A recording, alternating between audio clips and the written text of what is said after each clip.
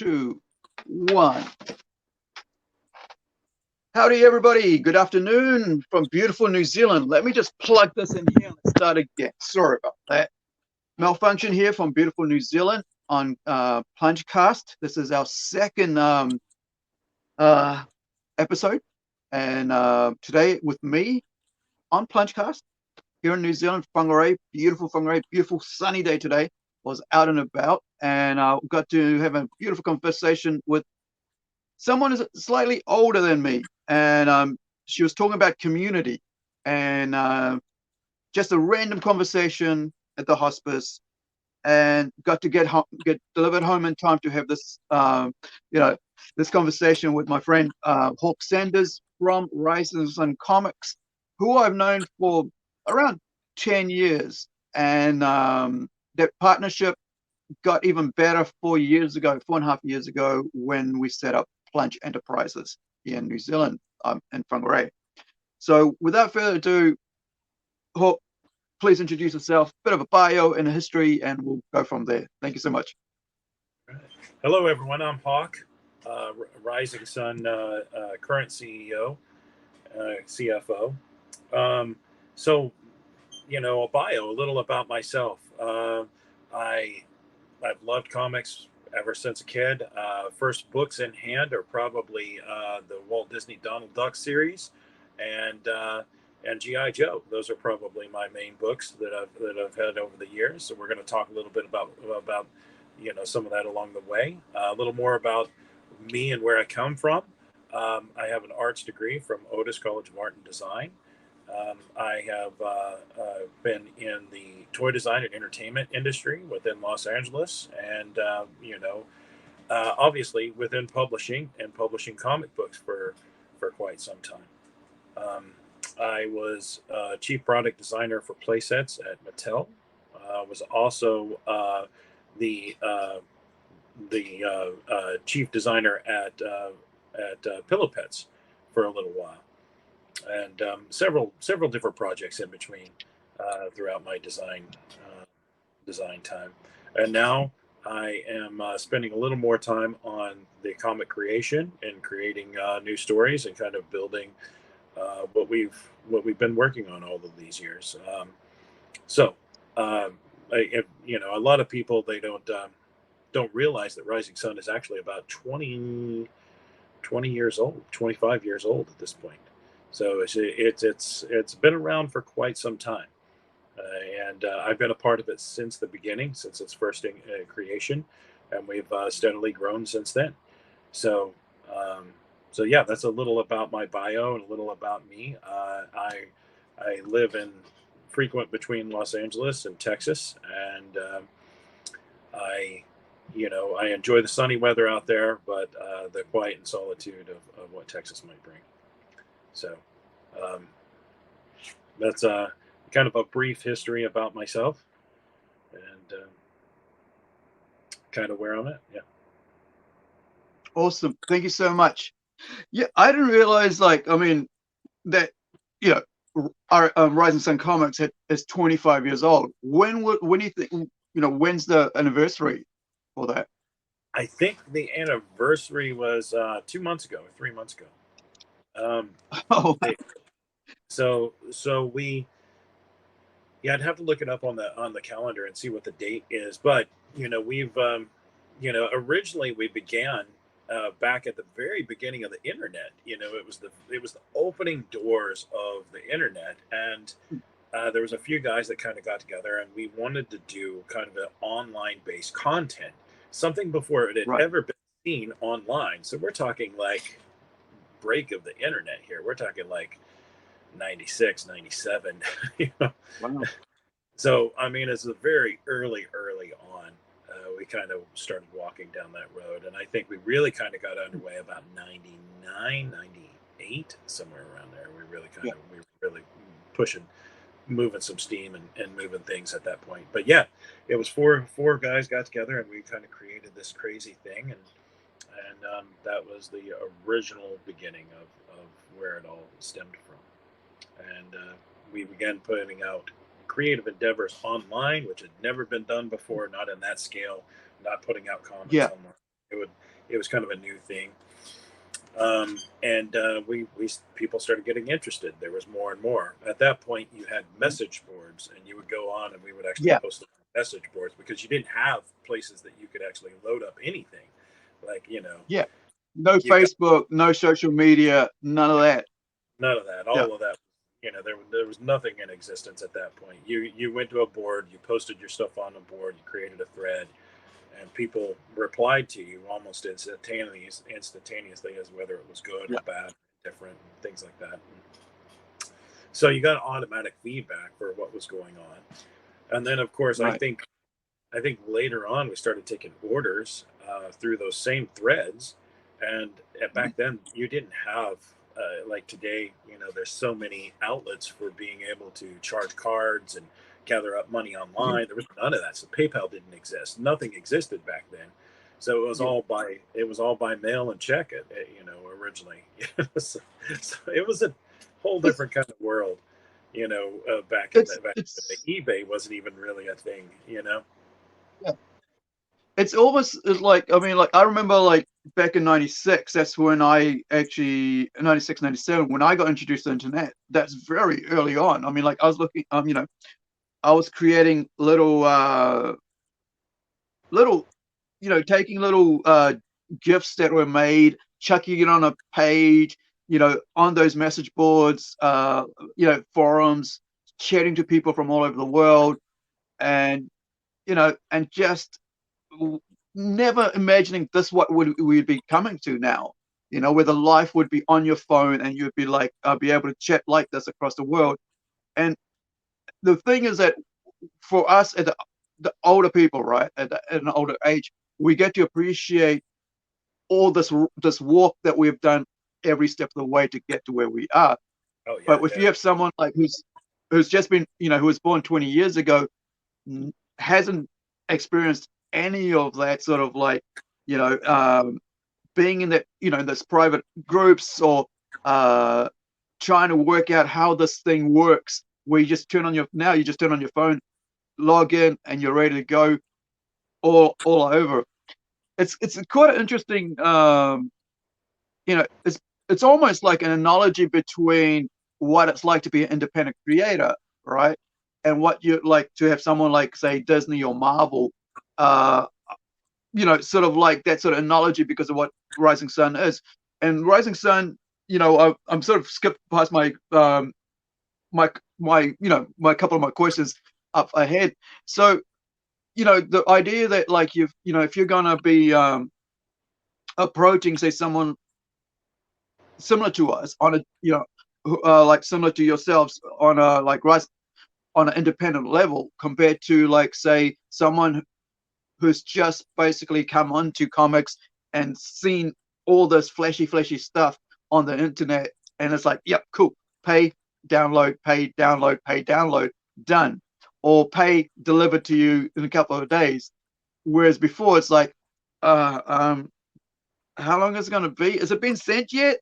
you know um it's like, I paid it, man. Sorry, your check isn't cleared yet. We're just waiting to come through. How did you pay for it? Can you load up a picture? I have to scan it. Hold on, I have to process it first. Let me get to the camera and all this silly stuff. Right. I mean, And like, I don't. There was no camera on a phone because there was no no, mobile there wasn't. phone in '97, '96. Yeah, no, there Yeah, wasn't. There wasn't. And even the first phones, they didn't have cameras on them. For those first cell phones, they had no cameras. Like yeah, you you could text and you could call, and that was about it. And yeah, even before that, that's pager area we're talking about. That far back. yeah.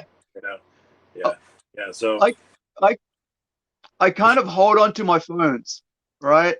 This is from 2004, maybe 2003, four.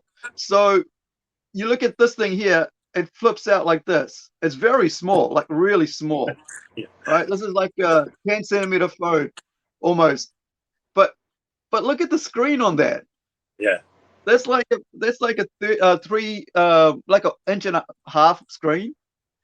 And then the next one I got was this one. So it's like, if you look at the size of and the pictures they took was something like about some less than a meg, Yeah, right? yeah, yeah.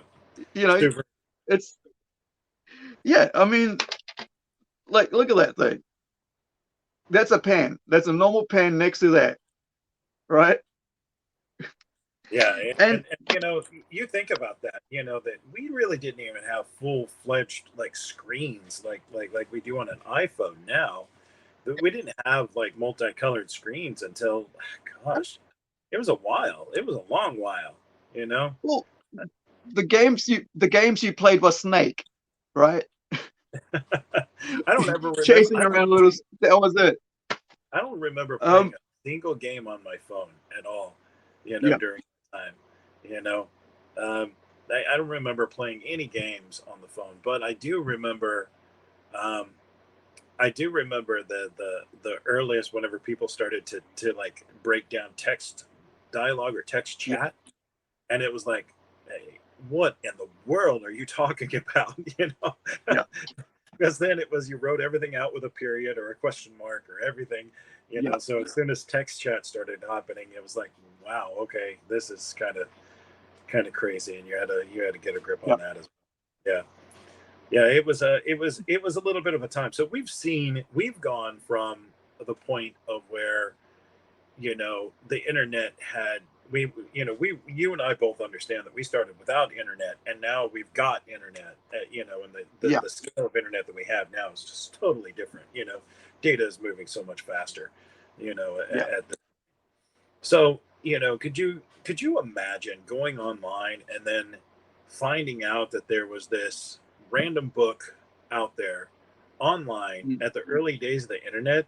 You were kind of like yeah, blown away. I mean, those were like blown away, you know, moments yeah, at that. It's like, whoa, where did this artwork come from? Who is this artist? You know, and you would like really kind of dig in and figure out what they were doing, and it was kind of yeah, a career building sort of process.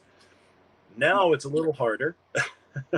Now it's a little yeah, harder because there's so much visual media out there. But back then, it was there wasn't that much. You know, the internet had sites that you could go to and things like that. But as far as sites for comics or people posting comics online, no, that was not the way. As a matter of fact, I still remember that you to get your comics, you were still ordering them via catalog, right? yeah.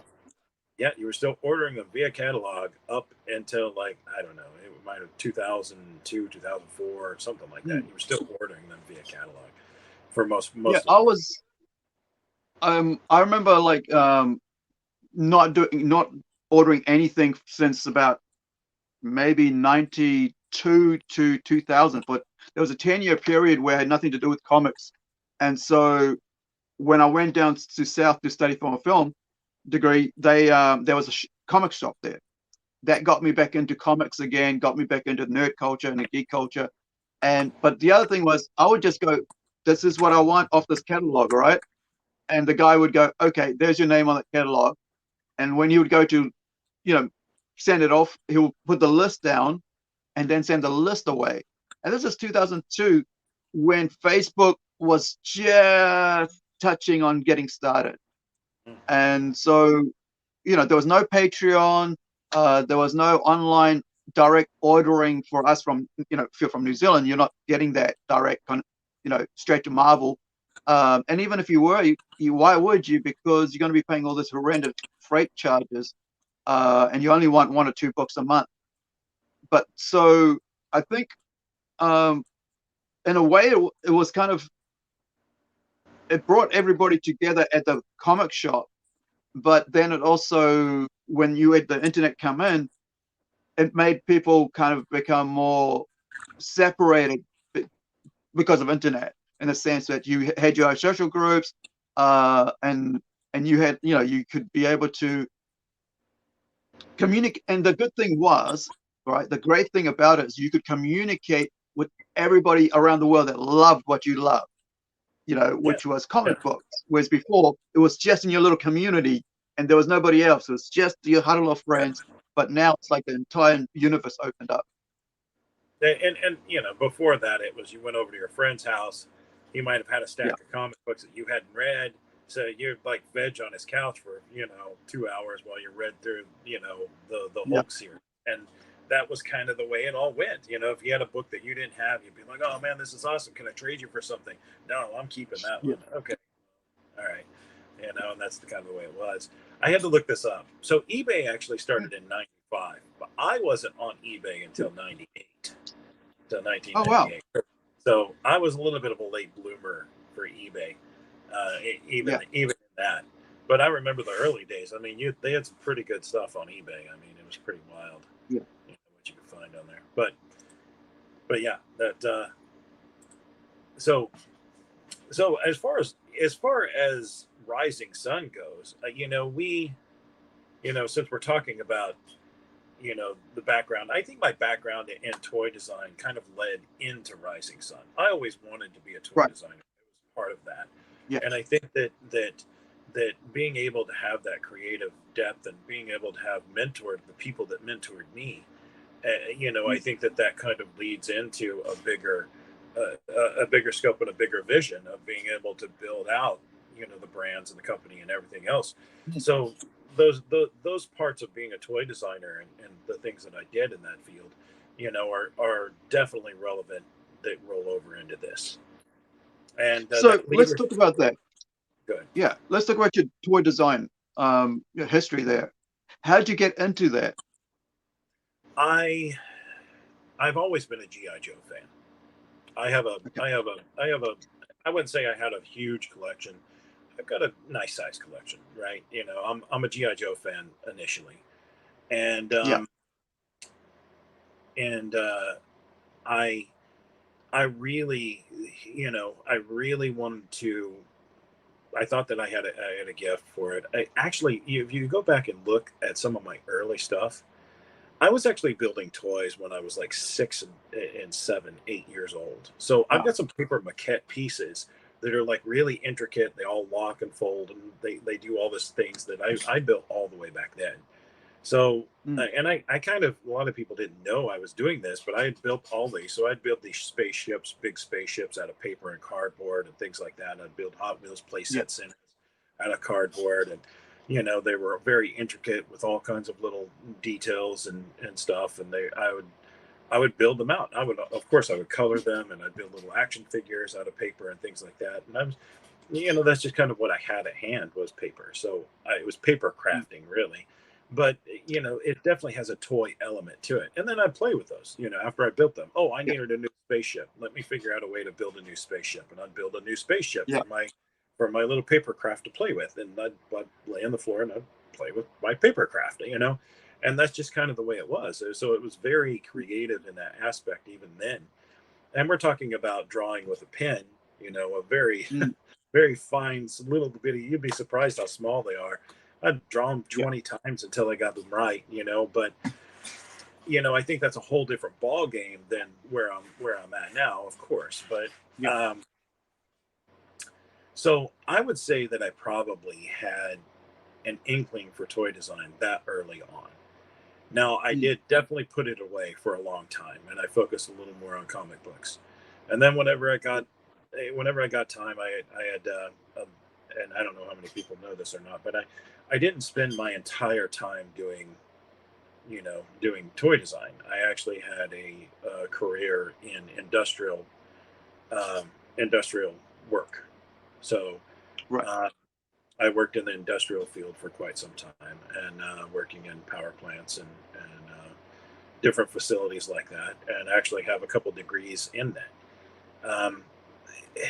And there were some wonderful people along the way that helped open the doors for me to be able to climb higher and past that. Yeah. As a matter of fact, I got told all the time I'm just too smart for that industry, and they Yeah. continually ask me, "You need to go to college. You need to go do something with your life. You need to do something else." And honestly, I really wasn't happy. I knew that I always Yeah. wanted to go to toy design, but I felt like I had to earn the money in order to do so first. I felt like I had to carve away. So, there's a lot of firsts that I kind of in-house and within my ability. Um, Yeah. I so I'm the first person to really go that far within my family. First person to go get a Mm. degree. First person to cut out that path first person to take the step and leap toward those things. So when it came time for toy design, I was very much into GI Joe, and I was like, I want to make this something of my life goal. I want to do something with this. I still would love to work as a toy designer on the GI Joe brand. Absolutely would love it. I mean, it's probably the height of my, you know, the height of my the mountain, the top of the that's mountain. yeah. And I've interviewed a couple of times, but I haven't gotten it yet. I don't think there's when what I really think it is some people say that they're oh, I really love the brand, but yet when you come down to it, okay, do you really love the brand? I don't know. You're not going to know until you're 5 years in that role, and then you realize, oh, you kind of just faked everything. Okay, great, wonderful. No, I really love the brand. And I think I can definitely. I don't know anyone that would really question that at this point, but so that led to that, and so I went in to get a degree in toy design at Otis College of Art and Design. I kind of it was kind of a little bit. I did digital media there as well. Worked under some wonderful mentors, students, and teachers, and everyone, and we all kind of pushed to grow as quickly and as hard as we could, and that led into a wonderful career within toy design. And it definitely took a while to get our legs out, get us stable coming out of that. But it's been wonderful. I've really enjoyed it. I love design, especially toy design. I love it. And I think in some of the products that I've created, you can definitely see that. I think it still has that true to it. Those products that you can see kind of the toy elements of it. So you mentioned early on. You mentioned play sets, and what is that? And like in regards to what brands that because people wouldn't have a clue what what's what when it comes to American branding and what what's out there that we might not even have seen ever, because what we get is not what is available over there. It's what they think that will sell here, that kind of thing. So some of the things, some of the things toy brands. You mean in general, or what I've worked? I'll tell you what I've worked on. Let's go that route. Right. So I worked on Hot Wheels Monster Jam. At Mattel, I worked on that. I also worked. I can't say I really worked on. I worked hand in hand with the entertainment brand on Star Wars and and Marvel cars, things like that. But they really the other team. It's always a team effort. I was very minor at Monster Jam was really my main focus at Mattel. So I did play sets and did concept designs and stuff like that. And I worked with the best people that you could possibly work with. I had the best boss.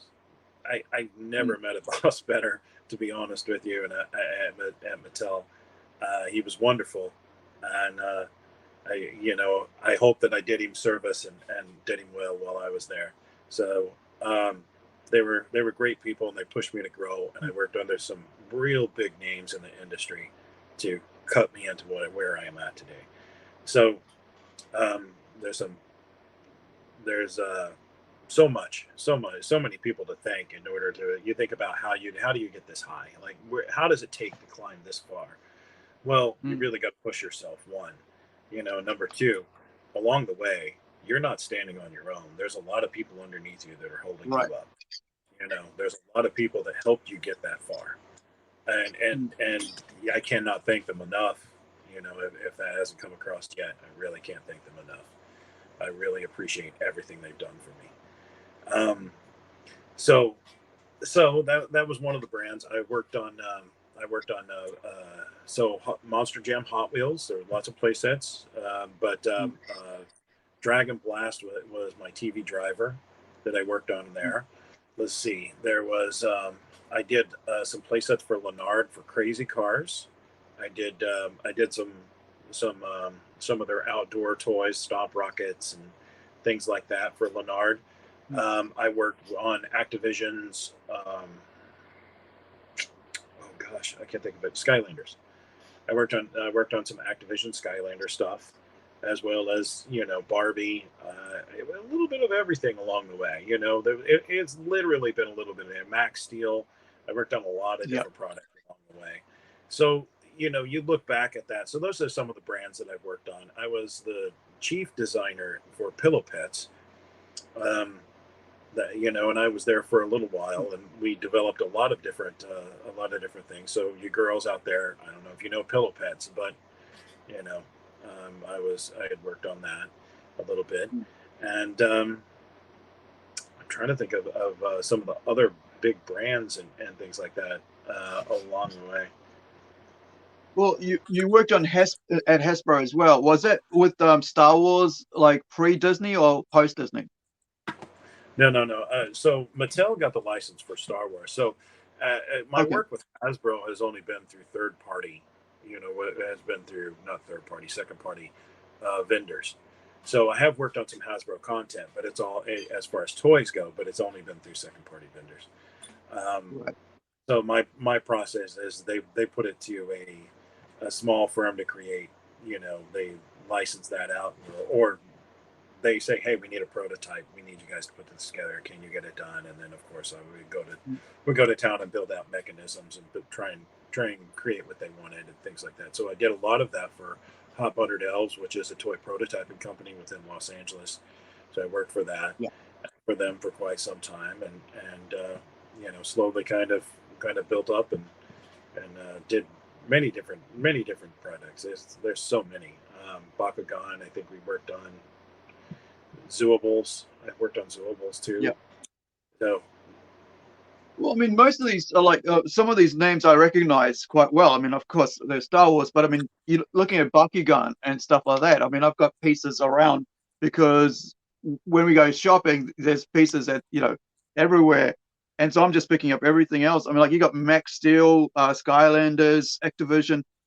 Your always got your itinerary or your CV is full of so many well-known products and stuff.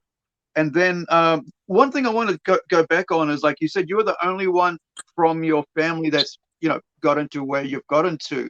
Now, do you want to talk about that a bit more, like your cultural, background? Because I think a lot of people are just going to say, you know, at face value, yeah, and another bearded white man. Okay, let's go from there. But I think it's quite something else to see, and for anybody, right? So to see that, like, look, you have done so much work over so many years to get, you said your industry and stuff, industrial, and you're still in that, building, carpentry and all that, building industry. But on the other side, you've got this whole new creative world that you went into because because of your stepping stones, and because the people that encourage you, like you said, they you're too smart for your to be in the situation. And I think a lot of people take that as like, then you're saying I'm not worth being, I shouldn't be here, or you don't want me here, or you don't need me here. There's that part of it. But so do you want to go back into a bit more of that? well, I come from a very small community. A lot of people probably don't know it, but I am Native American. That's where the name comes from. It belonged to my great grandfather and his great grandfather before him. Yes, where I'm a little whitewashed at this point. You know, it's kind of hard not to be. You know, not by choice. You know, so remember that. But yeah, I was the first person to really kind of push past and really kind of push out there and walk away from the little small area and community in which I grew up in. And so, you know, out of my family, I mean, and since then, several members of my family have followed suit, and which is wonderful. I'm glad I was able to cut that path and to open some of those doors, to see that it is Yeah. possible. You just have to reach for it. You know, go a little further. You know, it's worth it. And I've got cousins and nieces and nephews that are all kind of reaching that goal. And I remember most of them picked my brain about what they were doing, and I tried to lead them along those paths. So, Yeah. um, so it's it can be hard to see in that situation the outcome of Mm. where you're going to go, but never give up. That's the point. That's a true point. Is just never give up. Keep pressing forward. It doesn't mean make Mm, foolish decisions or poor choices. It just means that know where you want to go and how the path is to get there. And I myself have made many mistakes along my path to get here. But yeah. regardless, you try and learn from every mistake and correct yourself so that you can piece it back together and walk further down that road. And eventually, it leads into places that are more rewarding, maybe different in its path of where you were originally to begin. So no one would have ever thought. And truth is in my graduating class, I was designated the most likely to end up in prison. So it's a pretty far it's a pretty far leap from there to here. Well, I mean, is that graduating? You mean by high school or Yeah, high middle school. school? In high school, yeah, it was in the yearbook. I So most you're likely end so up in you're prison. 18 years old and being told that you most likely end up in prison. And that probably had fuel to play with the whole aspect of it, right? Someone tells you that, you got one of two choices. You can accept it and walk down that path Yeah. and make those change, or you can rip it apart and go the other direction. So I think I definitely said no, that's not me. And I Yeah. really did. I tried to make some changes at that point. I was about Mm, 15 when I was 15 or 16 when I was told that, and it showed up in the yearbook. So I wasn't quite graduated yet, and I really started making some serious changes. At that point, yeah. there is an aspect of it in which that this is a little bit more of a personal kind of vein of it all. Mm, People in that when I did try and make those change, it can be really hard. You're coming up in these communities. Not everyone wants yeah. to see you succeed. Not everyone wants to Yeah. see you change. And Mm, so I tried. I did try at that point, and I remember trying for about 6 or 7 months, and even the teachers and everyone else, I believe, within that community, they didn't think it was true, mm, and they didn't think that that's what I was after. They were still looking for those kind of demons to slay, and yeah. so I had to make a break for it and try something different, and it worked. It did work in the long run. It worked because I never took my eye Yeah. off the goal, you know, and definitely not that now. Definitely not that now. Definitely, probably the most successful out of my graduating class. You know, one of the very few to go this far in the whole thing. Let's talk about having. We've just talked about the toy design work and stuff and your background. Let's talk about setting up Rising Sun Comics 25 years ago. I mean, like we've talked about, touched on how it got started, but what was the motive behind that? What was the aim? Well, in the beginning, whenever the four of us really started it, and I was a very small part in that when in the beginning. The other people that had started it, they had much bigger, loftier goals than I did.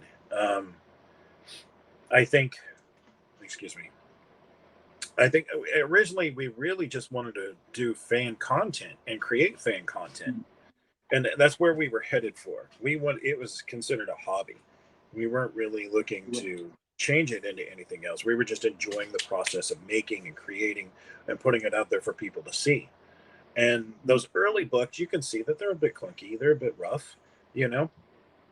But we followed down that path. Now, Jamar Miller was mm, the original guy that started Rising Sun. right. Jamar Miller, Jim Marshall, myself. I'm forgetting one person, but we had all started this together, and we were walking down those paths together.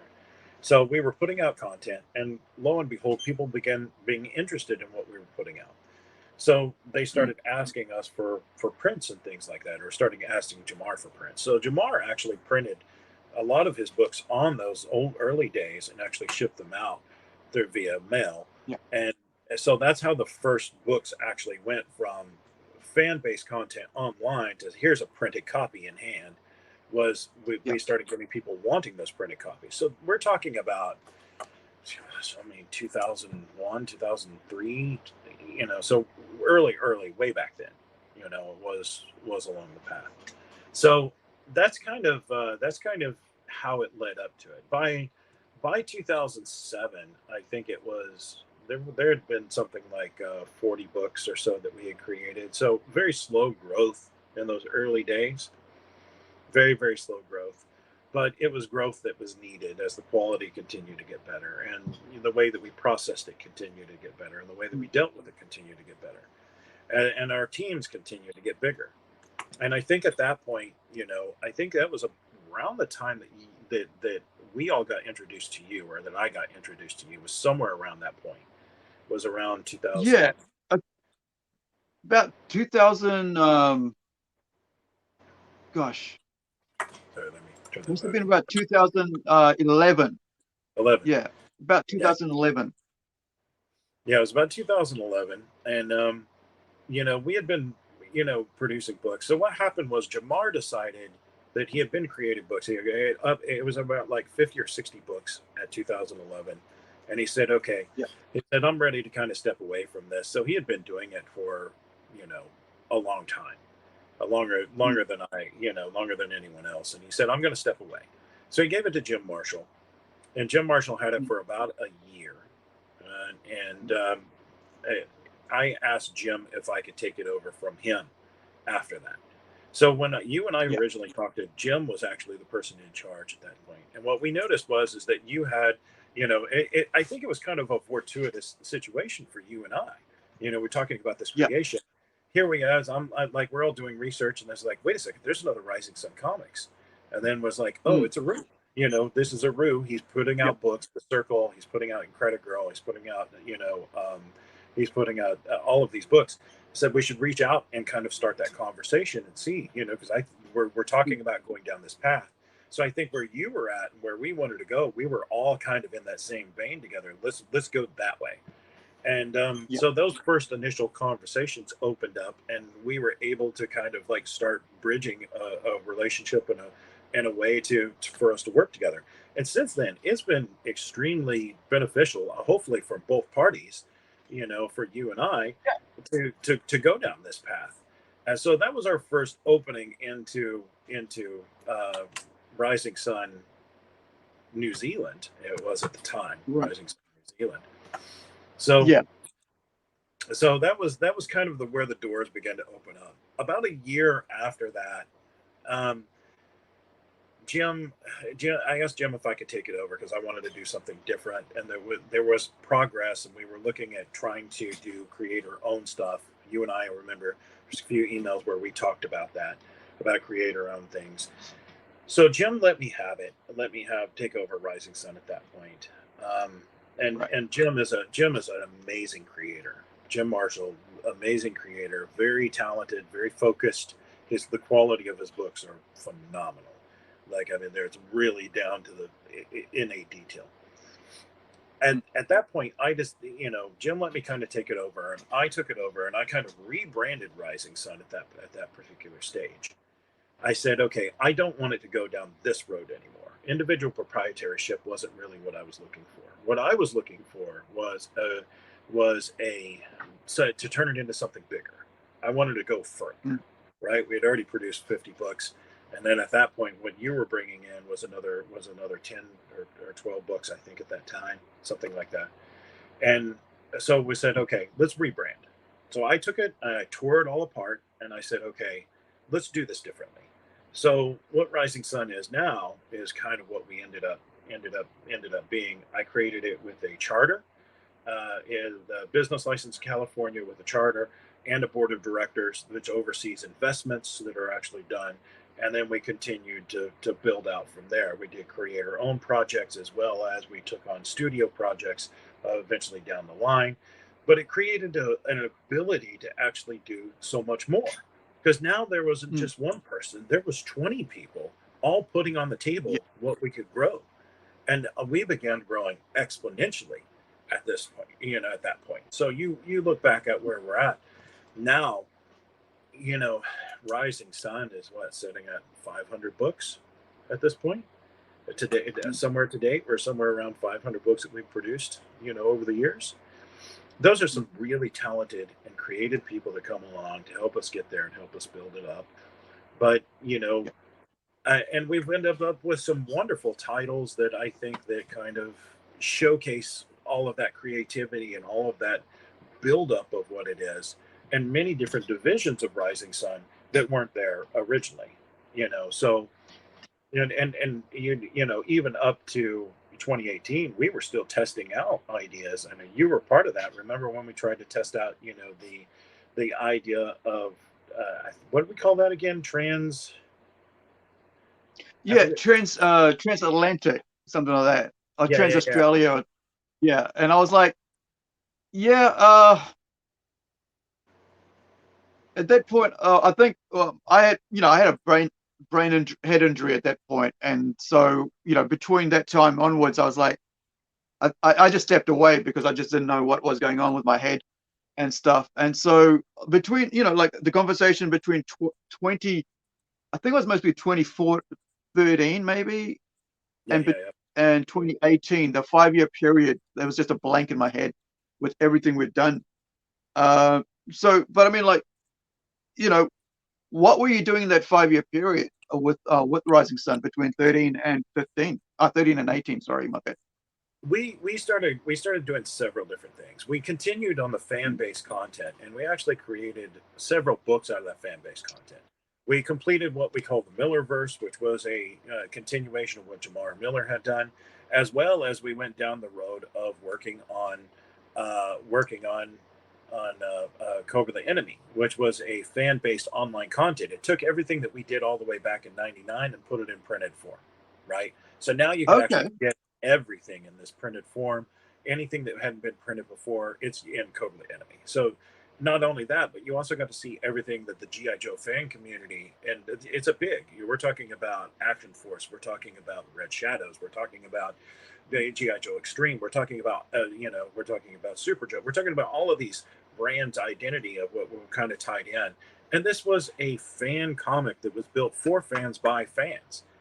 So Right. to date, and I think that it's actually ended now, but we did 100 issues of CTE over that period of time. We also continued on with fan created comics. So those are not fan created comics. Those comics were fan created comics, made for fans by Mm. fans. But we also started doing creator owned comics, in which we created Henry the Cataker's Hamster. We created Armadillo Justice, Collapse. These are books that kind of elevated our standard and quality and moved us into a different step point of that. So we really kind of pushed that. We were also still working with Blood for the Baron, Jim Marshall. We were working with so many people. We had started a studio division because we had gotten so big at that point, and so many people Yeah. had been a part of us. We had, excuse me, sorry. The studio division began kind of letting creators own their own work and publish their own work and keep all of the IP. Yet they would Mm. have our ability to get them out to the stores. They would use our distribution networks. They would be all kinds of programs that wasn't there previously. And this was created as a way to help creators get to the place that they needed to get to. So Mm. so the studios came along. We created the studios. And the studios are still going today. Um, and the studios can be a challenging gamut, because I think that we can get into that a little bit later. But the studios, I think it's a whole different model than being under Rising Sun itself. The studios Yeah. is almost something completely different. So so with that, being said, we also, I think we created Oceania around that time. I think it was Mm. 2018. It was around Oceania time. We Yeah. tried a different kind of things. But we also kind of did some mergers and some books that we kind of brought in that weren't there previously. Enemy Transmission Mm. had come in. We had signed a contract with them. We also signed a contract with Get My Comics, which is currently where we're at now. We signed one contract with Get My Comics for distribution in the UK. We we just exponentially grown. Red-Handed Studios had joined Rising Sun along that path, and if you don't know those books, those are wonderful books that are much more in the upscale direction, quality wise, wonderful stories to read. I think that currently they've got a partnership with. Help me out with that. Who's their partnership? I think Antarctic it's Press. Alterna. No, it's not. It's Yeah, I Antarctic think it's Press, right? Alterna. Antarctic Press. Yeah. Yeah. So we're working with Antarctic Press now too through them, and we're continuing to create and and continuing to build. So these are this is how we get to 500 books now with several several different avenues for distribution and all of that. So yeah, I mean, it's definitely grown much since then. That change in 2013, we've grown exponentially since then, and it's always interesting to see something you create, get to that kind of level. Yeah. And Aru, you've been with us for that ride, to build this up into what it is now. So yeah. Yeah. I mean, one thing I want to touch on before we go into,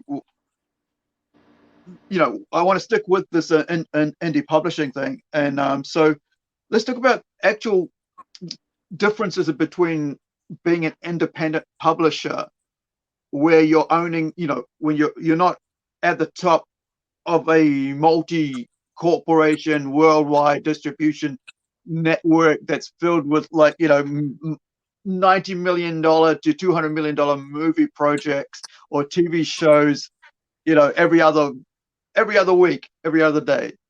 So I'm kind of thinking like, how do we, when say if I'm, because it's been a while since I've been part of this, so I'm thinking like, well, if I'm coming um, with my book, partly finished or unfinished, and if I'm coming to you with that, how do I approach Rising Sun and say, hey, this is what I've got.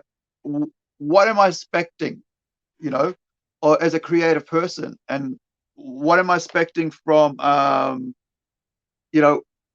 what people have, what is on offer, and what I should actually expect myself to have done prior to coming to, say, any independent creator, right? I mean, publisher, not just us, or Rising Sun, or Plunge, but anyone who's not in that top 5 echelon of the comic industry.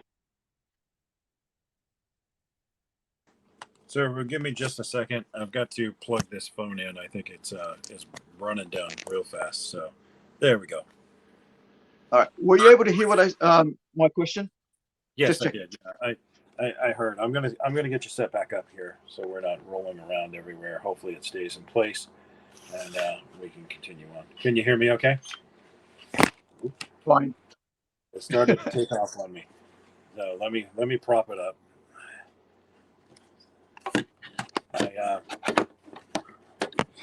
We're talking about phones earlier. Now it seems that they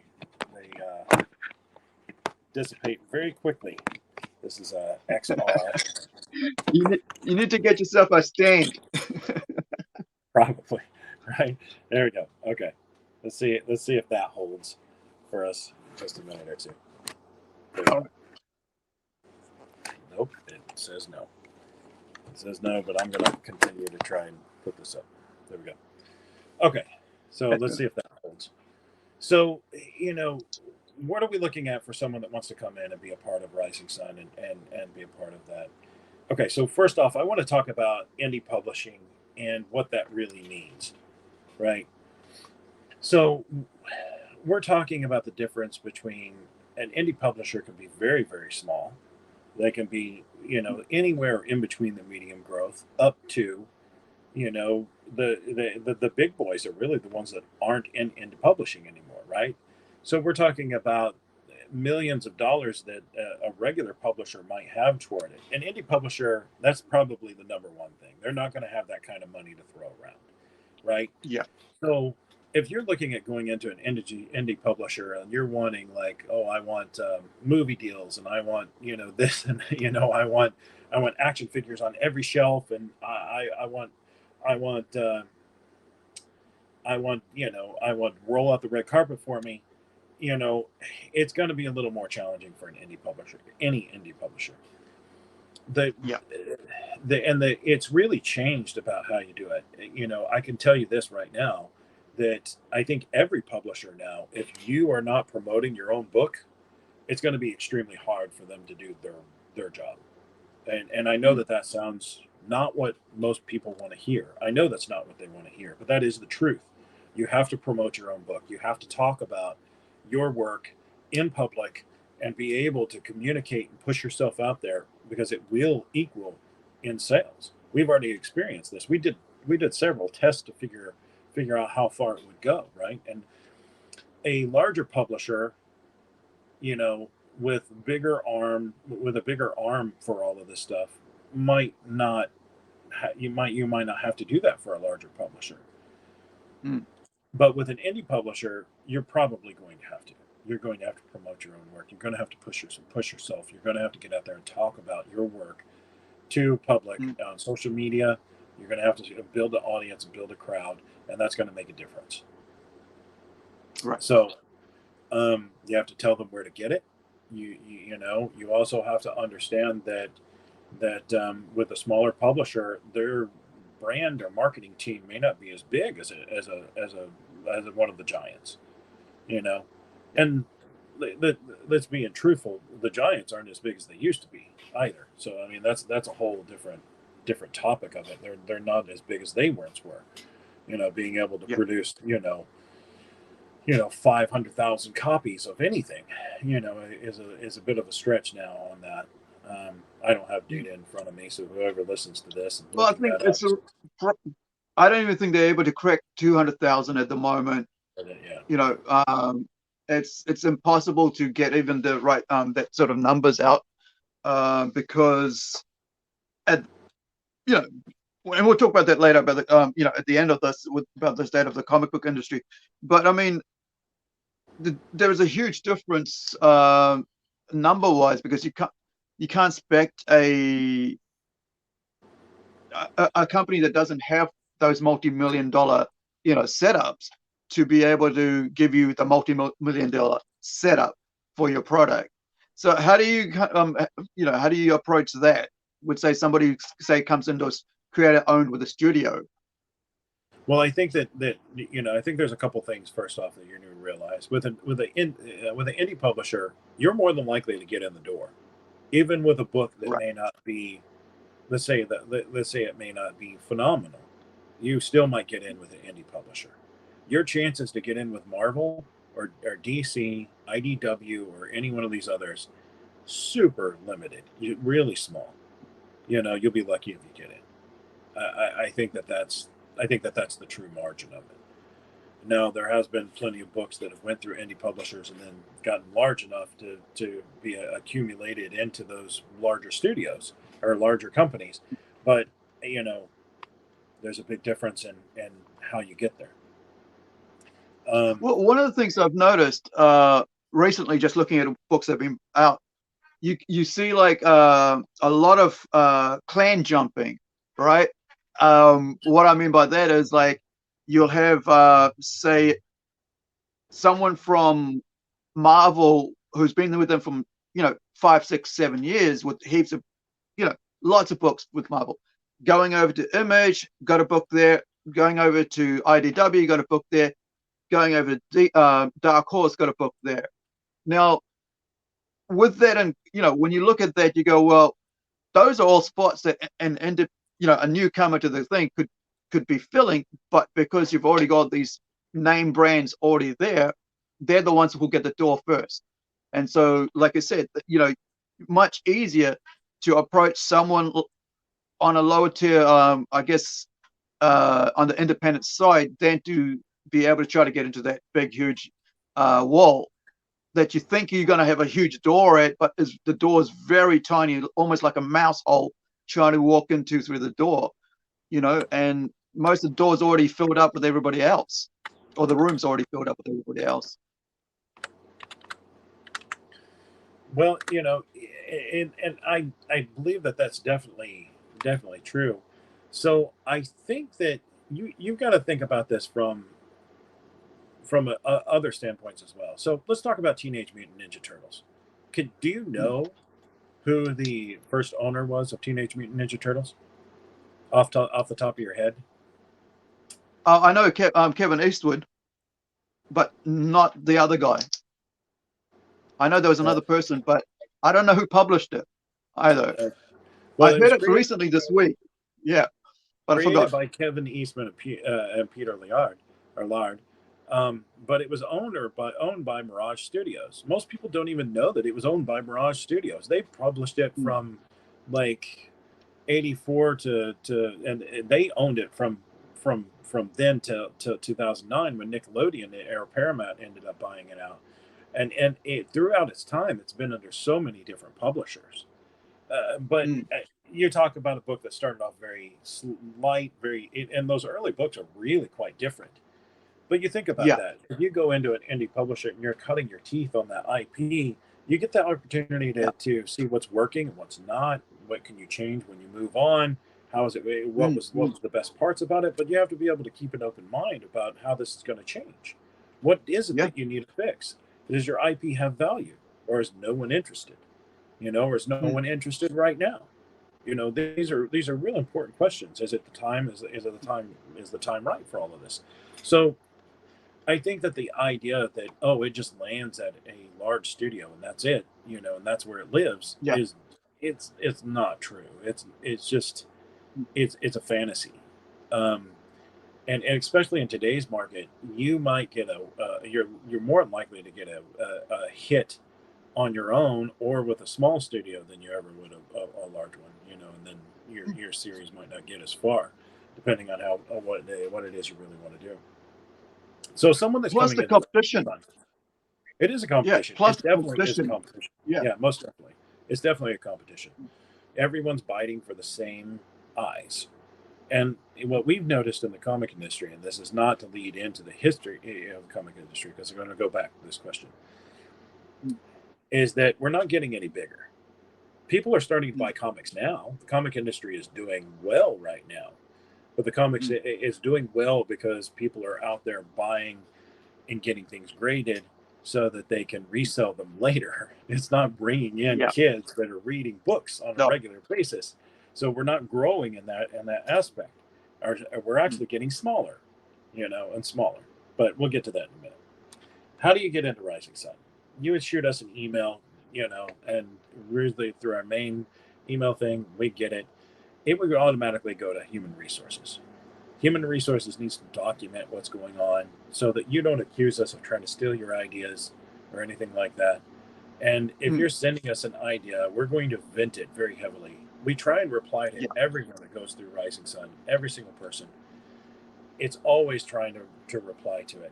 However, there's some IP and properties that, that if they're too similar, we're into something we're already working on, we're probably, that this is any studio, they're probably not going to say anything. We're not going to say anything. Like, we don't even want to open that door, for you to say, oh, you stole our idea. No, we've been working on that idea for 1.5 years now. We've been producing it for 1.5 years. So you got to be kind of careful with what you do with this.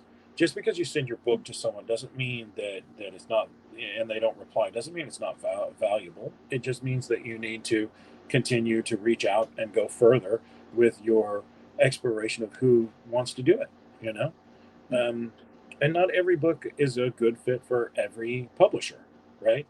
I mean, if you had taken SpongeBob SquarePants to,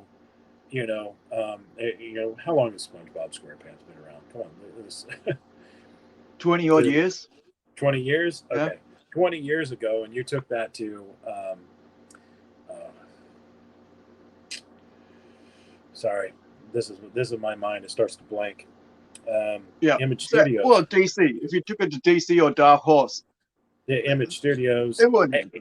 They wouldn't pick it up. They would say it's just not a good fit. Even 30 years ago, toy books were considered laughable at that point. So anyone doing a toy book would be laughable. It just kind of was a whole different aspect. So what's going to happen is we're going to review. We're going to see if it's going to be a good fit. We're going to see if you're going to be a good fit.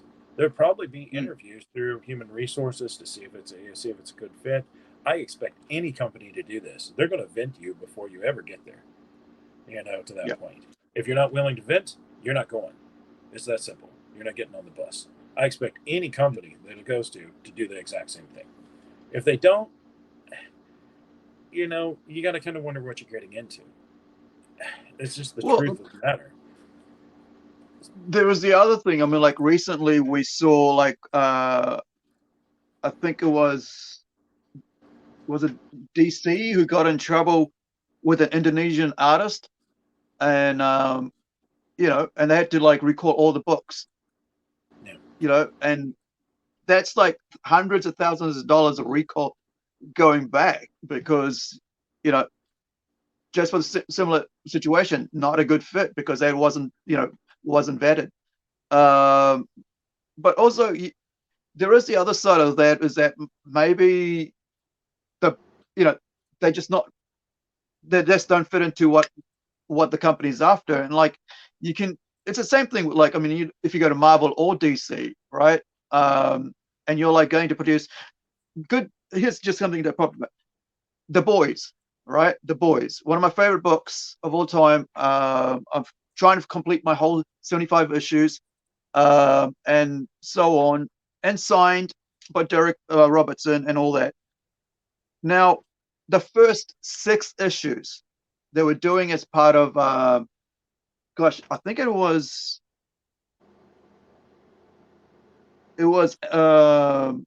Jim Lee's part of Image Comics that he had sold over to bring himself into DC, whatever the thing was. I can't remember the actual name of the imprint that he had, but I think it was part of that.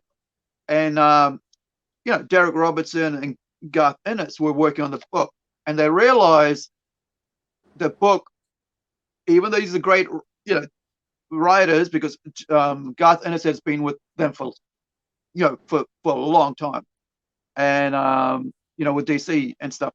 But so they put out The Boys, 6 issues in. They were shown the door, basically, take the book else.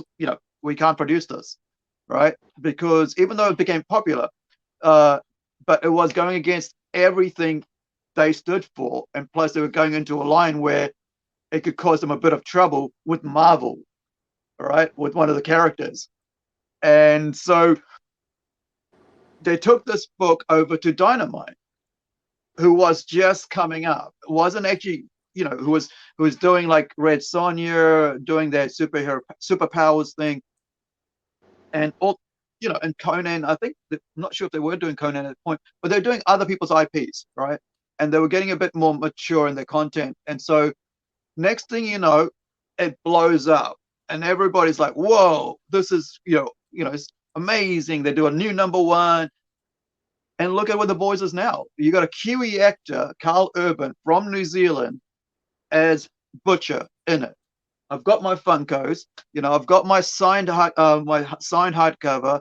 I've got my first something like 16 issues signed by Derek because he was coming over here, and I talked to him about a decade earlier. I mean, 4 or 5 years earlier, about when he comes to New Zealand, I'll be there with my box, right, of comics for him to sign. But so you see, like the actual book that's popular doesn't fit that for them because it goes against what they want to do. And now by going to Dynamite, made them a huger thing, and not only that, it became what people my age wanted, was something a bit more mature, a bit more. I wouldn't say my age, but I've been reading the same comics over and over again, same stories over and over again. Suddenly got to read superheroes in a new light and got to enjoy it. And now season 3, even though I won't watch it because I love the comics too much to have it changed in my head of what I expect of those characters. Even though all my friends are saying you need to watch it, I'm like, no, I won't until 10 years later or something when nobody's talking about it. But the thing there is, like, you can see, like the guy works for DC, created the book for DC, didn't work for DC, showing the door out, goes to another company, which then makes that company so much more money. And now that is a TV show, a hit TV show, right? That people just, in that age group, 18 and up, whatever, 16 and up, just love it. And not only that, on the back end of that, you had Preacher as well, who had just come out earlier, right?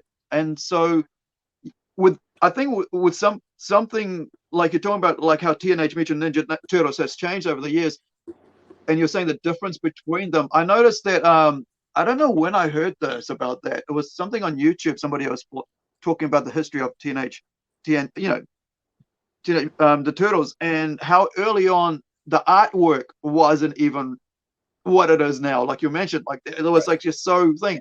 So the more popular they became, the better artists they were able to get on board, and so on, or the better artwork became, and so on. And and now I've got figurines of from the comics, and it's kind of, I mean, from the animation series and so on. It shows that, like, I mean, if you keep cutting your teeth, as they say, on your, you never know where it's going to go. But also, like you said, the indies allow you to cut your teeth and get better at your thing. And I was thinking also about my own book, right, in Critical 2007, when I started it. And you look at all the different ways I try to do the logo alone. There's like about 10 different styles of logos alone, until I just stopped and went, what's the simplest way to do the logo, right? And not only, and then also the font for the character. What makes it really cool about this character?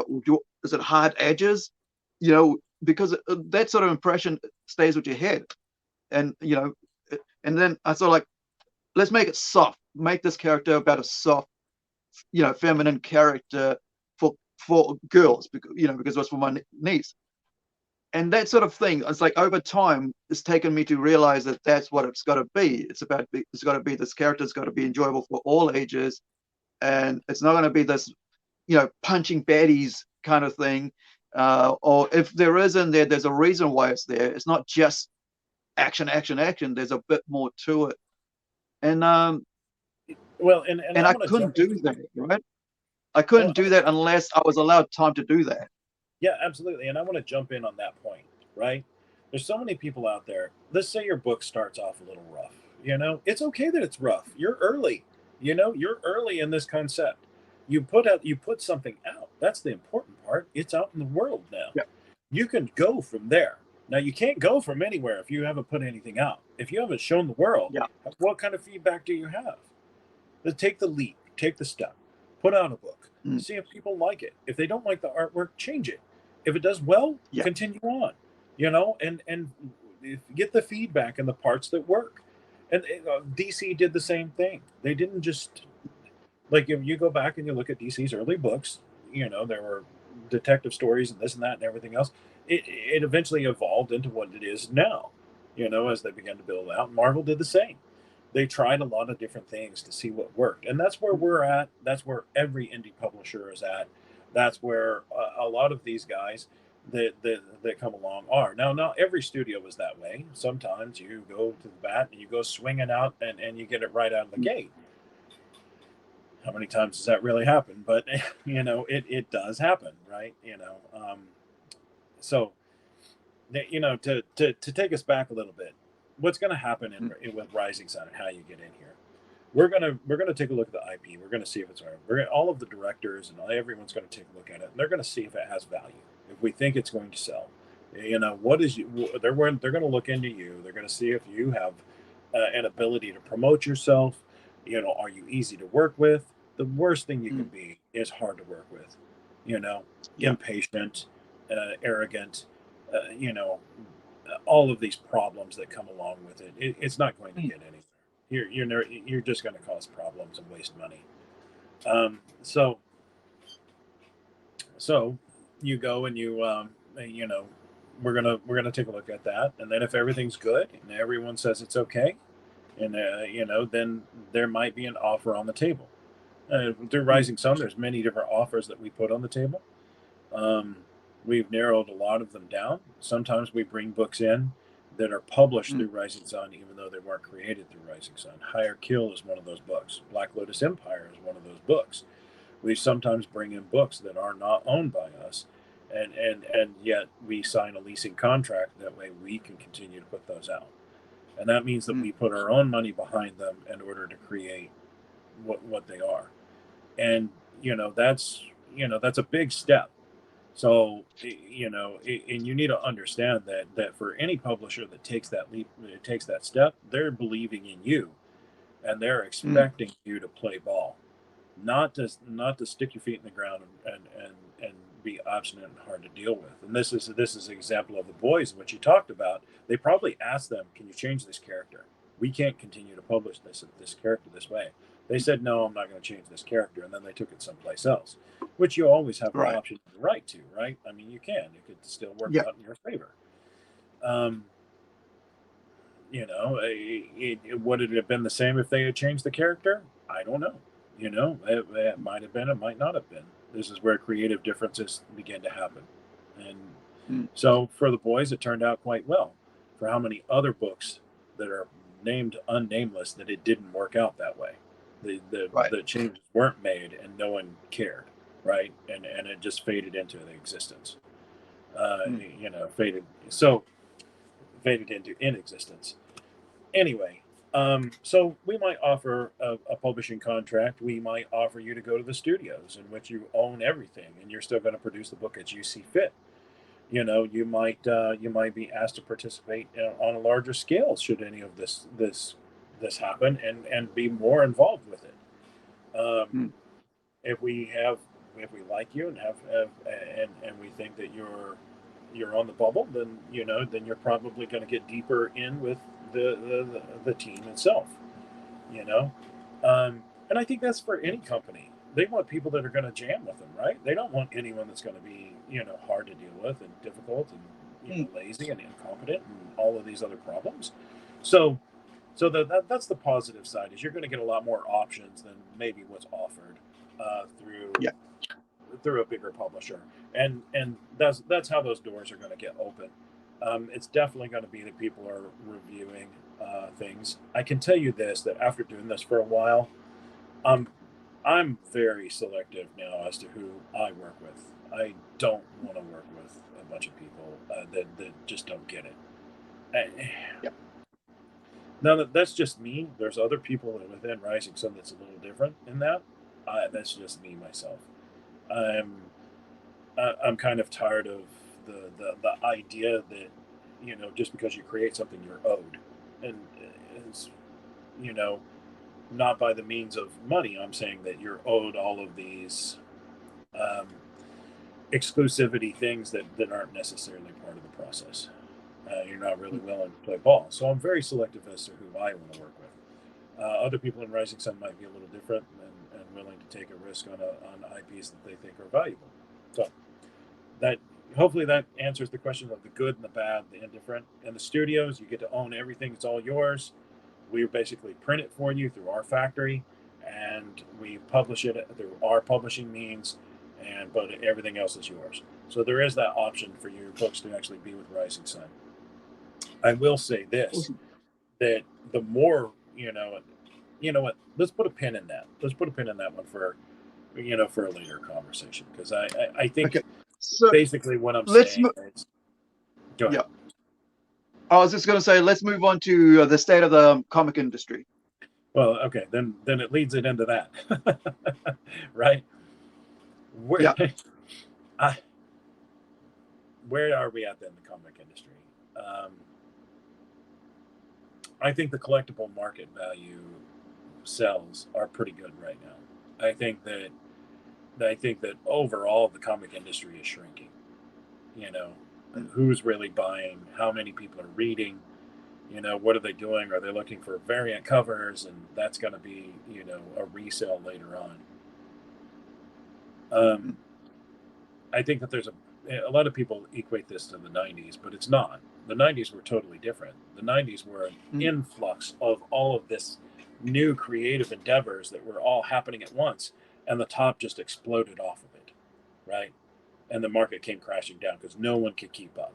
No one can continue You're to right. buy that many books and float along, and the Mm. readership just kind of dissipated into nothing, and very few books survived, right? Well, Or talking about the influx, right? So I was in there at that point. I was buying my X-Men books. I had because that's all I cared about at that age. I was into mutants. That's all that Marvel offered me. I didn't do DC. I didn't do nobody else.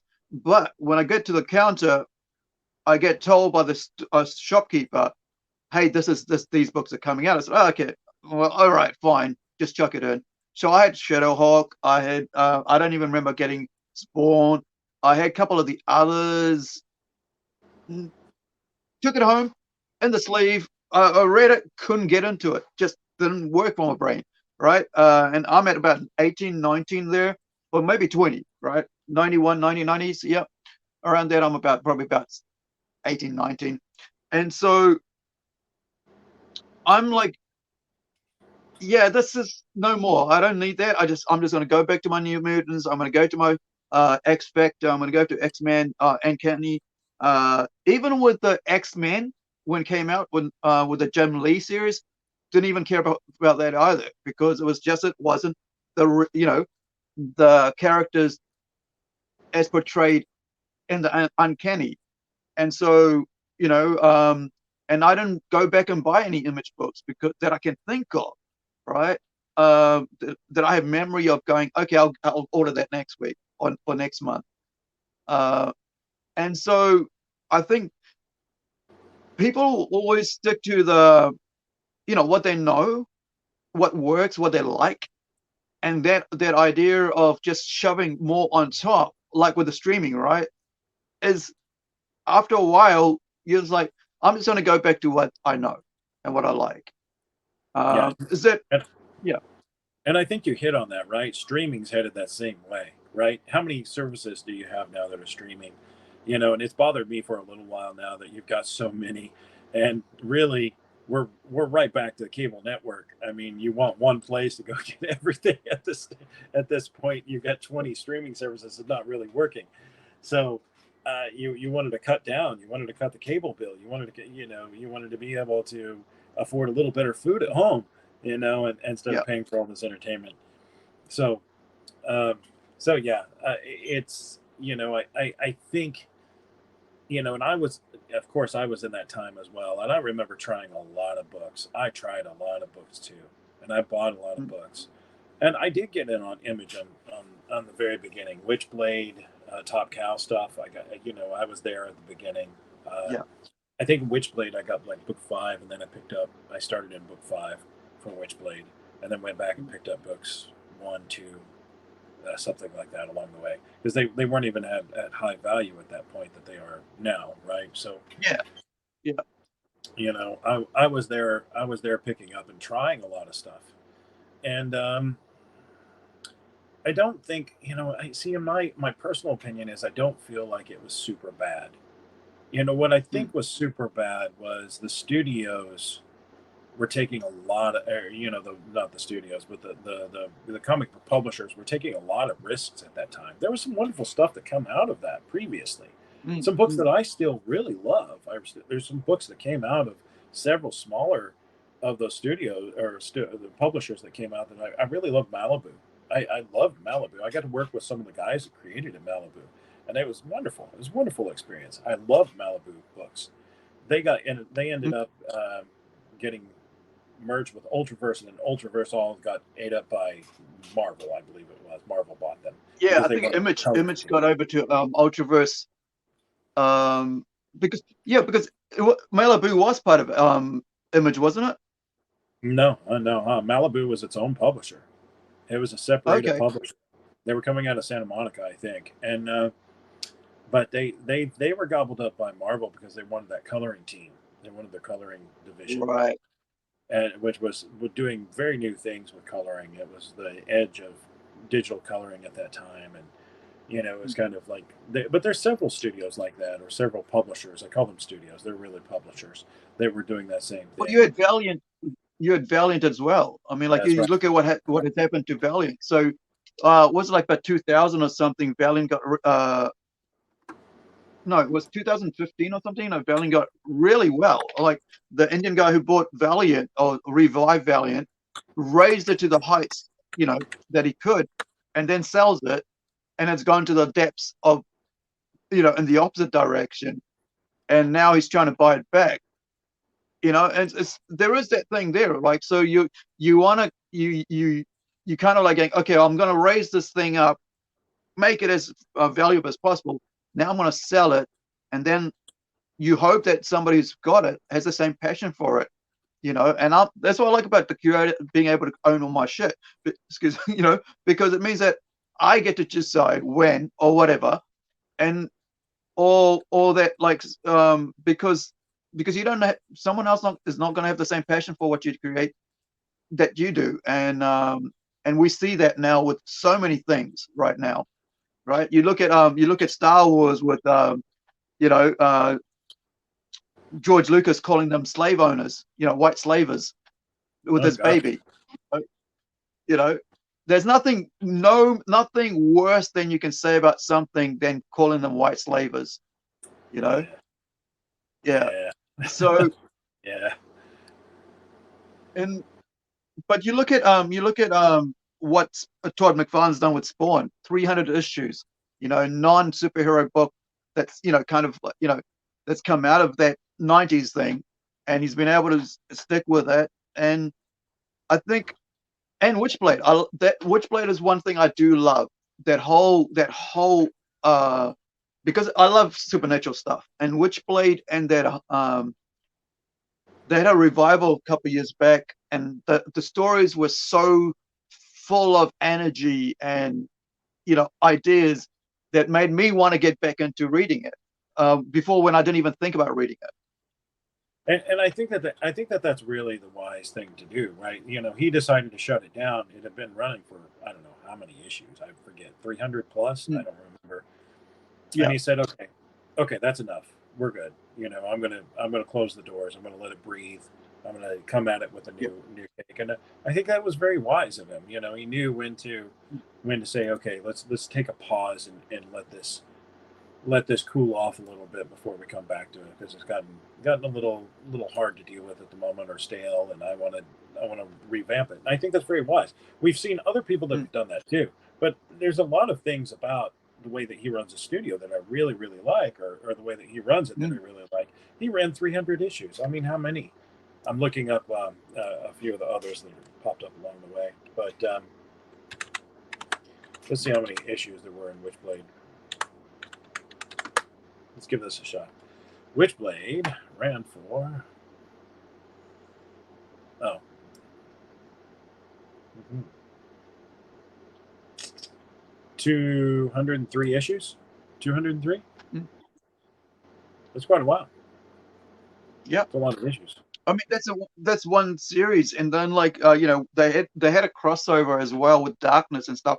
And Darkness is another one I like. That whole universe worked really well. And Yeah. and the other thing I think a lot of people don't realize is that, if you just, and this is what I think, Spawn, like Todd realized earlier on with his own, with Spawn, is that you can't just have the one character doing its one thing.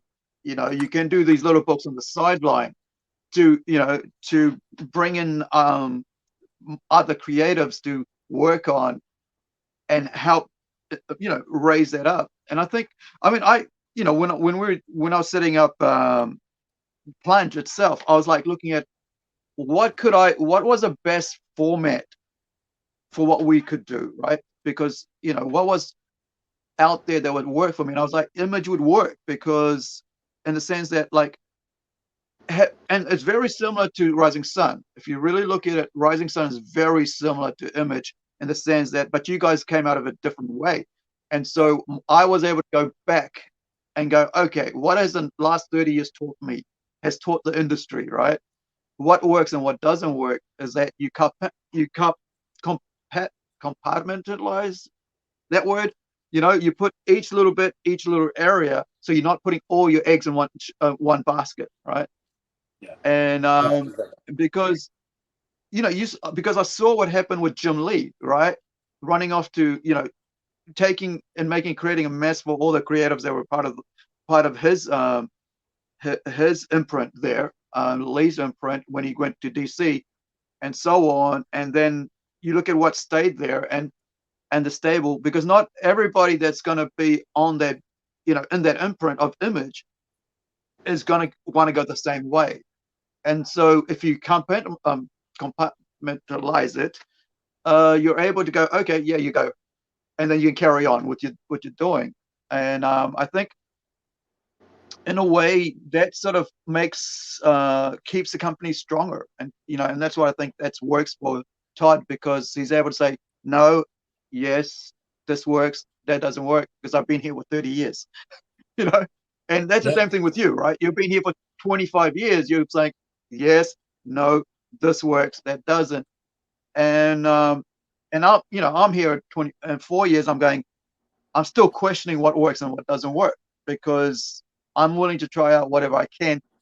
But that also means that I have to be very wise about what I'm trying out, because not all the time it's going to work. Right.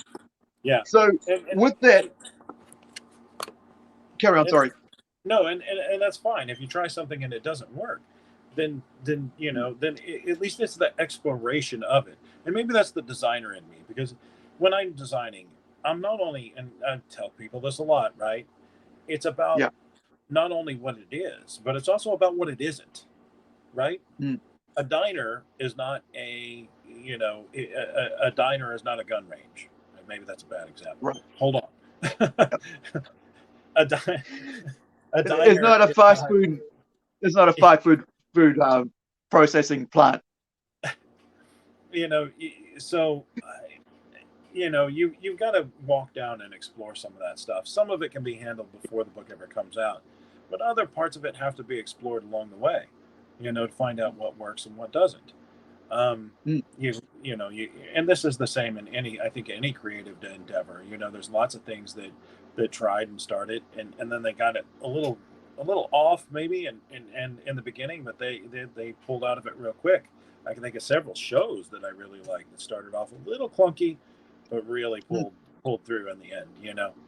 Um, so, but yeah, I mean, as far as where I would like to know where you see the industry going, Aru. Where is it that you see it going?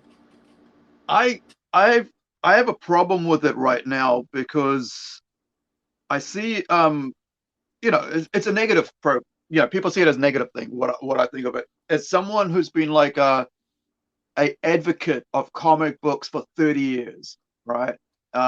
Give or take, since I was able to buy my own copies of my own comic books, which was around about, say, when I was 15. So about 34 years. It's because when you're a nerd, or you're a geek, what you love you share. And it's like anybody. Like if you're into cars, you find friends who are into cars. But when you're a comic person, there aren't that many comic people around, unless you're part of a if there's a store in your community. If there isn't, ain't nobody talking about it. So for me, I've always been passionate about, hey, I'm reading this at the moment, want to ever read. And so after doing that for 34 years, I'm at a point going, well, I don't even like what's being produced anymore. And that's a sadness, in the sense that, like, I'm like, that's what I was talking about, like Witchblade and stuff. I was reading stuff from, like, pre 2000, trying to catch up, because I was going, okay, this is really cool, because I can actually appreciate what those guys are bringing to it. They love the characters. There's so much imagination in those characters. But then if I'm looking across and I'm going, okay, I love Batman, but I can't stand Batman right now, right? So I haven't picked up to read, right, to read a Batman book, who's my number one character, in about since 2019, maybe even before that. It was just got to a point where somebody came on, and it was just like, it just felt so depressing.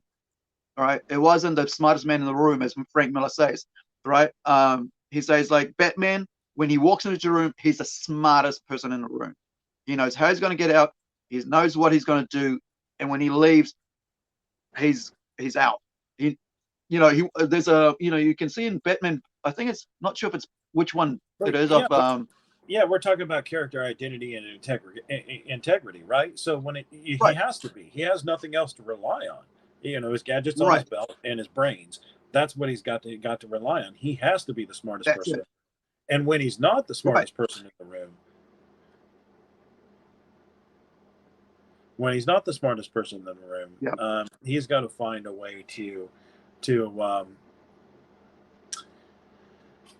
he has to find a way to either be clever or his gadgets somehow have to pull him out of it. And that's kind of the premise of how he gets there. There's always this emotional Mm, turmoil that's going to take place in his life because he's inundated mm, with emotional turmoil from the beginning. you right. know I love seeing Batman change, right? I love seeing Yeah. Batman change, but I also I also hope that you still want those core elements to play out. and, That's and it. And so yeah, so if you don't have those core elements, then your reader base is going to just go, well, I'm just buying it because I'm in the habit of buying it. I'm buying it because I got to add it to my collection. Yeah. It's got to be. I don't want to miss out a number. And so when you're getting to that point where I don't want to miss out a number, because it might have something in it that might earn me some money later on, like you're saying, like the variance, it might be something like that. I'm like, then I'm just wasting money. I'm not really thinking like if I really want that specific number, that might be something happening with it. I'll buy that specific number now, right? I'll just buy that one. I won't buy that whole 6 issues. I'll just buy that one, and I won't buy the 12 issues. I might buy that one or two that sticks out for something. Or they introduce a new character. Great, I'll buy that. Nothing else for that year. And this is, Well, and so they do these big, huge, gimmicky things to make it work because they realize this now.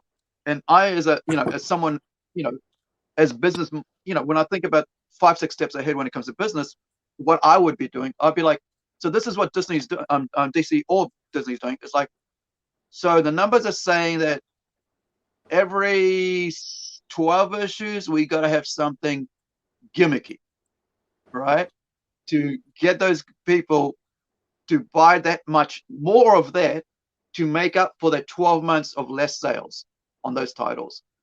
And then they put out like say 5 or 6 variant copies made for one issue out of that whole, from the first story of that arc, and then they'll raise the prices as they go up. And this is something one of my friends has noticed. He says they'll come out with one issue, it'll be $2.99, and issue 3 will be like $3.99. By the time you finish the 6th issue, it's $4.99. So because they got to pay out, the amount of the balance of that, and it's like when you look at that as say, so that's not invite new readers into this at all, right? uh, I personally have a whole different aspect of it. I have a whole different take on it than that. I think I disagree with you in that because Okay. I really the comics. Okay, let's face it. You paint a painting. How many times do you have to paint that image? One Right. time, just once. Yeah. You got to get it right one time. When you're creating a comic, you got to get 5 images on a page. 230 images per issue, like that you've got to Mm. get right. And if it's painted, you got to paint every single one of them. I mean, Right. let's face it. There's a lot of work that goes into this. Some of these books take years to Oh yeah, produce. Like exactly. people think they just they're popped out overnight. Here's your book, wonderful. It's what, yay! No, no, no, no. It Yeah. took years to get there. It took the idea creation. It took the research. It took everything else to get there. Not to mention Mm. before you got to a script, and making that script good before you ever got to Mm. producing thumbnails and compositions and pencils and everything else that's got to go in with it. So personally, Right. myself, I really feel like books should be more expensive. Honestly, I really Right. think I would love to. I would love for everyone to be charging $15 a book. But the truth is not everyone can afford $15 a book. And Mm. so this is where we kind of run into this problem. They want them cheap, but they're not Right. really all that Oh no, cheap to no. produce That anymore, right? I mean, they're not. So I see it Yeah. as an art form that's beyond, you know, it's beyond. Mm. There's nothing to do with nothing against fine arts. I love fine arts too, but there is a difference, of Yeah. what goes into it. Go ahead. Oh no. My question wasn't the value of the art. My question is about how they fluff it up. Yeah, To and to try to keep you interested in it rather than a good story. They try to come up with all these different fancy little things to make you stay stuck to it, and to keep buying every month because they know what they're producing isn't selling the numbers that I want them to sell, to make it work with them. So well, they're not happy with that. So they raise it to balance it out. They do multi variants, and I love variants. I'm a collector of variants. So, but the thing is that when is it to, when can when did I realize that a good story is going to be better than selling 1,000 variants? well, and that's the point, right? I mean, I was about to ask you that question. Would you rather have 3 different titles of Batman, or how about this, 4 different titles of Superman, and all of them be mediocre in their storytelling, or would you rather have one title and it be phenomenal in its storytelling? One title, I would phenomenal. rather have one title and that thing blow it out of the park every day, every month. That you're hooked on it. Yeah, You because cannot get away yeah, from it. You're rushing down yeah, to your comic shop to pick it up. And that's the yeah. point that we're at here, right? They would much rather Mm. put out Well, 4 or 5 titles. Now, I did hear that DC and Marvel both kind of cut back, but they're yeah, still in this idea that we can just continue to create idea after idea, and they're just going to gobble it up. No, not mm, really. We want good, really good storytelling, yeah, and I think that's everybody. I don't think it's. I think it's everybody. It's not just about yeah, the art. This is an art yeah, form, much like painting and fine arts and everything else, right? Sculpting, what have you. This is an art form. mm. The story has to be just as good as the art, and The story has to as be the better than the art because I think I mean, I love the art, and I mean, as an artist, I've come to admit I'm an artist, but as an art, as a writer and an artist, the story has to be as valuable as much as the artwork that the artist delivers. There's got to be this cohesiveness between the two, because otherwise you're just rushing through, and I hate rushing through a comic book. I want to enjoy that, and I want to keep my eyes on that page as long as possible. And the reason, well, I'll go back to about the X-Men, right? In the 90s. well, So why I let me went back to the caveat. X-Men, Let me yeah, why I caveat went back just to real the quick. X-Men, yep, Okay, let me caveat just real quick, and I'll get you back on that note. So I want to clarify for everyone listening. Okay, we're talking about the difference. Oop, this thing keeps falling. Sorry, guys. All right, so we're talking about the difference between if you're new on the scene, it's okay if the artwork is not that great. Cook it out, try yeah, it out, pace it out. That's a completely different level than what we're talking about coming out through Marvel, DC, and some of these other bigger publishers. I wanted mm, to, and what we're expecting from them is they've already got it cooked out. They already have thousands or millions of people buying their books. Well, yeah, it's hundreds of thousands, but it's not millions anymore. But hundreds of yeah, thousands of people buying their book. We're expecting a higher quality of product, right, from these publishers. So I want to be clear, so no one doesn't misquote right, this. All right, back yeah, to X Men. right. So I was saying like how all this other books were out there in the 90s, yet the stories that were being written at that same time in the X-Men was better than anything else that was out there. Avengers were a C-level team, right? Nobody cared Yeah, about Captain America. right Uh, through. Right. Hulk wasn't that great and all that, but X-Men was pinnacle, and it was just at the top of the tier when it came to writing. And nobody even now can say, oh, it's bad. It wasn't that great. Everybody will say Claremont's run on the X-Men was the greatest run ever. Daredevil was Frank Miller was doing great with Daredevil at that point, but then they started branching into X-Men Blue or whatever the hell it was, with Jim Lee, because he's great artwork and he was going to do the thing, and then I think that's when it all fell apart for them. because the artists were going, I'm not getting paid enough. And, you know, they were like, okay, we'll form our own thing, which was with Todd Miller with the image. But so the thing was like, they thought that like, because artists at that point was saying, well, we deserve more than as much as we do with the writers, which is right, to a certain extent. But the other thing is that you weren't running through a comic book in 15 minutes anymore. Like, you know, now you're running through a comic book in about 5 minutes, right? And it's like, how do you read something that you spent like $10? But New Zealand, it's about $10, $10, right? US, it's about $2.99. So, you know, we're almost paying 3 times, you know, the US dollar for it because of freights and all that cost involved. And so if I'm paying half an hour's worth of wages on a 15-minute book, that is means it's not giving me the value of my half an hour's wage, right? And so the product should be worth my wage amount, right? I mean, like, if you're going to really think about it like that, and you're saying the value has to be there, yeah, I'd rather pay better, more money for a good book than for you know, fluff. And the problem we're getting now is we're getting so many fluff compared to a good book because they're just pushing it.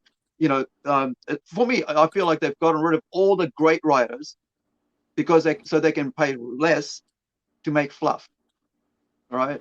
And Yeah, so, and plenty of people are going to be asking this question, right? You know, I mean, you're right about that. And plenty of people are going to be asking, well, who defines what's a good book, right? Who defines what's a good book? You know, and you know, and that's where everyone's going to kind of run off in different directions as to what they define as a good book. I think a good book is one that you can't put down, or the one that you don't want to stop reading. If you read a book and you put it down, I don't care who you are, then you're not mm, really interested, right? You know, mm, if you closed it and say, I can't get into this, you know, or this isn't my cup of tea, I'm never trying that again. You know, yeah, I don't want and you know, so everyone out there that asks that question, well, who says it's a good book? Who is saying that? mm, Well, that's the thing. You know, we're saying that if you can't put it down, it's probably a good book. And right, yeah, we could talk about the top writers of all time. You know, when you read Tolkien, I read Tolkien. I couldn't put it down. I couldn't wait to get back to it. It sucked me into the fantasy of his world, right? You know, here we are, and all of a sudden I'm in Middle Earth and surrounded by all of these wonderful things, right? So you know, Harry Potter, it's the same thing. You get immersed in the world, and you can't wait to see the next incarnation of it. Game of Thrones, you know, again, you're back in Westeros. You're dealing with all of these things at the same time. Ender's Game. You know, we talk about these wonderful writers and books that come along. You know, those books were wonderful for me. I couldn't put them down. So someone else maybe could, but for me, I was like, okay, I got to read through. You know, I got to read it. I got to go through it. mm, yeah. I mean, with me, it was like Stephen King and Clive Barker because I was into horror. I mean, Mm. you know, I read the last Return of the King. That was the only book I actually, you know, read of Tolkien's, and I'm listening to audiobooks now. I'm really loving it. You know, and also with like Game of Thrones, last book I read of that, and gosh, I can't remember what else there was the last book. But I'm like, in front of me are all those books you just mentioned, right? Harry Potter, Game of Thrones, Tolkien, Peter Straub, Stephen King, Clive Barker, you know, Game of Thrones there, J.K. Rowling's, because Yeah. I know those are great books. I'm adding to my collection so that when I do have the downtime, I can read them because I know they're great books, you know, and it's like they will be great read. And, you know, and even our own ones here, we've got like Alan Duff from New Zealand, What Becomes of Broken Hearted, Once We're Warriors, Part 2, you know, it's, I think you're right. Like, if you must get to the end of that book, you know it's a good read. You know what's going to happen. Tell me what's going to happen with him. You know what's going to happen with her. What's the character going to be? You know, and the other thing, like, you've also got Jack Reacher, right? My dad's reading it. 30 years younger than him is my brother-in-law. At 50, he's enjoying it just as much as my 8-year-old dad is enjoying. And I'm watching the TV series and I'm enjoying that. All right. So yeah, it's and this generational thing with these stories that works and what doesn't work. So one of the series that I really um, like is Lock and Key, um, Right. which is IDW, I believe, owns Lock and Key, don't they? Uh, Yeah. they started it with a comic series first. Yes. Yes. I think it was. Is it Jonah?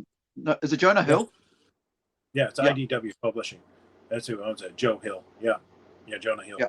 So it's one of these. It's some of this cross reference of this. So I Mm. personally hadn't read the comics. I watched the show Right. and then went back and read the comics. In order to see what it was about. So I watched season 1 and then I went back and actually read Lock and Key and kind of Mm. realized what all the hype is about. Right, the books are really good, Right. which they're deserving of this particular series, and I think that Mm. that's the point, right? So when we're talking about this stuff and what we want to see from the industry, I think there's two halves of the industry, and I want to be clear about this because what I see coming from the industry is something completely different. Sorry, I'm trying to Mm. prop this up again because my phone it still needs to charge. Okay, so what we're talking about is two different parts of the industry. I don't think they're the same anymore. I don't think that the Right. indie publishing is the same as mainstream anymore. I think that those are two separated. Well, they're definitely two models. Are they in the comic industry? Of course. And Mm. I can't be the only person thinking like this. I'm certain I'm not. I haven't seen anyone Mm. else thinking like this. But they're so radically different in its Yeah. venue, right? So that's what we're talking about. We're talking about the mainstream publishers. We expect some super good quality out of them. And we'll Yeah. pay more money, but we want it to be Yeah. great. We want it to be great. Right. If you're an indie publisher, I want I would still be willing to pay $15 for an indie publisher. I want to Yeah. give it a shot, and I want to see how your books are doing. I want to see if they're worth reading. I want to see if the artwork can stand up to it. Is it a good marriage? Is it something that's really gripping as a consumer that you can get your hands on it and can't walk away? So these are the Mm. things that I really want to put out there. What Mm. I see for the industry is that, I mean, we talked about how we want them to change. Will they change? Mm. Probably not. They're probably not going to go down that road. They're probably not going to Mm. downsize their take of what they're putting out from the mainstream Yeah. because there's too many consumers in their market. Even now, at 200,000 copies, there's still too many consumers and they're still making money. Now, if those consumers start to fade away and say, we're not buying this junk anymore, we want better. Okay, Yeah. might change their mind because it's the consumer dollar that demands. Right. That's the difference. That's the difference of it. Now, what I want from the indie publishers is something totally different. I want them to go out and try everything, try it all. Right. You know, see Mm. what works. What those mainstream publishers should be saying is, "Oh, hey, such and such press over here has this book. I think it did pretty well. I think it could do really Yeah. well under us. Let's see if Right. they want to. Let's see if we can buy them out of their particular IP, and let's see if we can move those creators over here and create with a new artist, and let's change it just a little bit and let's see how it does under Mm. us. Instead of waiting for the company to die and then consuming it over. I think that that's the model that needs to be bridged back. Now, what does Yeah. that mean for the indie publisher? And that's where we really got to get into this conversation. The indie publisher is where the big problem lies. When so many indie publishers are fighting for every view, and we can't take out, I'm not trying to take out Marvel and DC. So Mm. anyone at Marvel and DC, understand, Mm. you guys are your own threat. You ain't got to worry about us. Yeah. Maybe and don't get me wrong, I'm not part of any affiliated group or anything else. I don't want to be, Yeah. right? Yeah. Well, it's better to be on your own because then you only got yourself to answer for, right? So, so what I would like to see from our indie publishers, and this is a very lofty goal and something hard to do. I Mm. would like to see them all say, you know, let's get together and bridge the gaps between things. If 5,000 publishers are all fighting for views, man, it's going to get challenging. How much stuff is on your feed of new book, new Mm. book, new book, new book, new book, new book from new publisher, new publisher, new publisher, new Kickstarter, all the time? Yeah, You're inundated with it in and yeah, out, and that's not really what I think that we as the indie crowd need to be doing. I would love mm, to see us bound together, not in a comics gateway, because let's face it, there's been some problems in the past. I don't know where they're at today. I yeah. don't know how it's gone. I'm mentioning them here because someone's going to mention it in the group. I don't know where they're at, and I don't know if I want to Mm. get entangled in some of the problems that they had in the past. So Well, I think it's the best thing is to like. I mean, like I remember like when you mentioned that there was a publisher. Remember, like there was an actual uh a indie magazine or something like that, a warehouse that was dealing where you could have all your independent books in. And I remember buying it from them when they were closing down. They were like it was a one-stop shop for all your indie books. So you basically had the previews catalog, and then you had this other one, and I think it was H, started with H or something like that. And I remember buying at least about 2K worth of their products to bring into New Zealand. But when I was trying to get into comics as as a reseller, such as or store owner, and so I can't remember, but it just meant that like you had a one sort of like catalog that had all the books in, which kind of made it easier than having to sell, you know, $25, setting up, paying a 30% fee to Kickstarter or someone else, because all you're doing is you're just paying the straight up fee and getting your book promoted through that.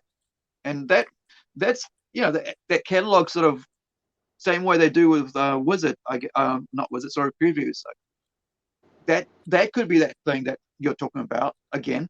But there's always like when you got independent minds in anything, you're always gonna have people pulling and pushing either way because they all want to get to the it's a, crabs in a bucket, as one of my mates, one of my YouTube, online yeah, friends said recently.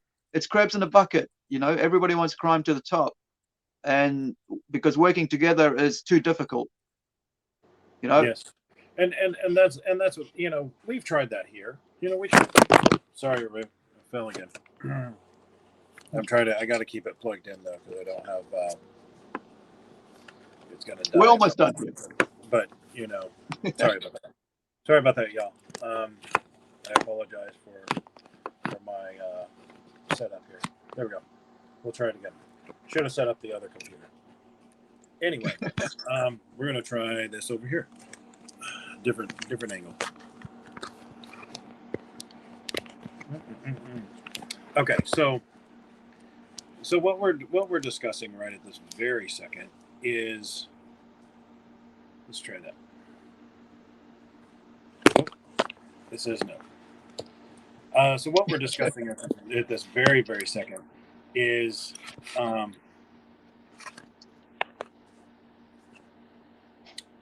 I'm sorry, refresh my memory here. I got sidetracked. All right, so we're talking about like independent creatives, publishers working Yeah. together. Yes. So we've tried that here, and it's a little like herding cats. We want everyone to combine and walk down that road together, but the truth is that you know some books are going to rise to the top, some are not. That doesn't Mm. mean it has no value. Again, I reiterate this one more time. It doesn't mean it has no value. Yeah. Not every book is going to make money. Not every book is going to be a winner. It doesn't mean Mm. that it wasn't, and obviously you could promote as much as you want, everything like that. But I truly believe that if we had less people fighting for that climber to the top, that it might be a little bit easier for us indie publishers, for the indie books, to be able to climb to the top. When you've got 5,000, where are we going to get there? And that's kind of the premise behind Rising Sun. We're trying to pull in people of like mind to walk down that path. to climb up to that, like everyone is, I guess. But we're trying to pull in people and make it all work. Um, I think that a lot of people in our indie publishing side, they want to just, oh, I just want to create a book and I want to walk away, right? I want you to do everything else. I just want to create it and walk off. No, that doesn't work. It's not going to work. It's not going to work for anybody you go to, not just Yeah. them. So then you just walk off, and you're not promoting, and you're not pushing, and you're not helping. You're just leaving more workload on everyone else.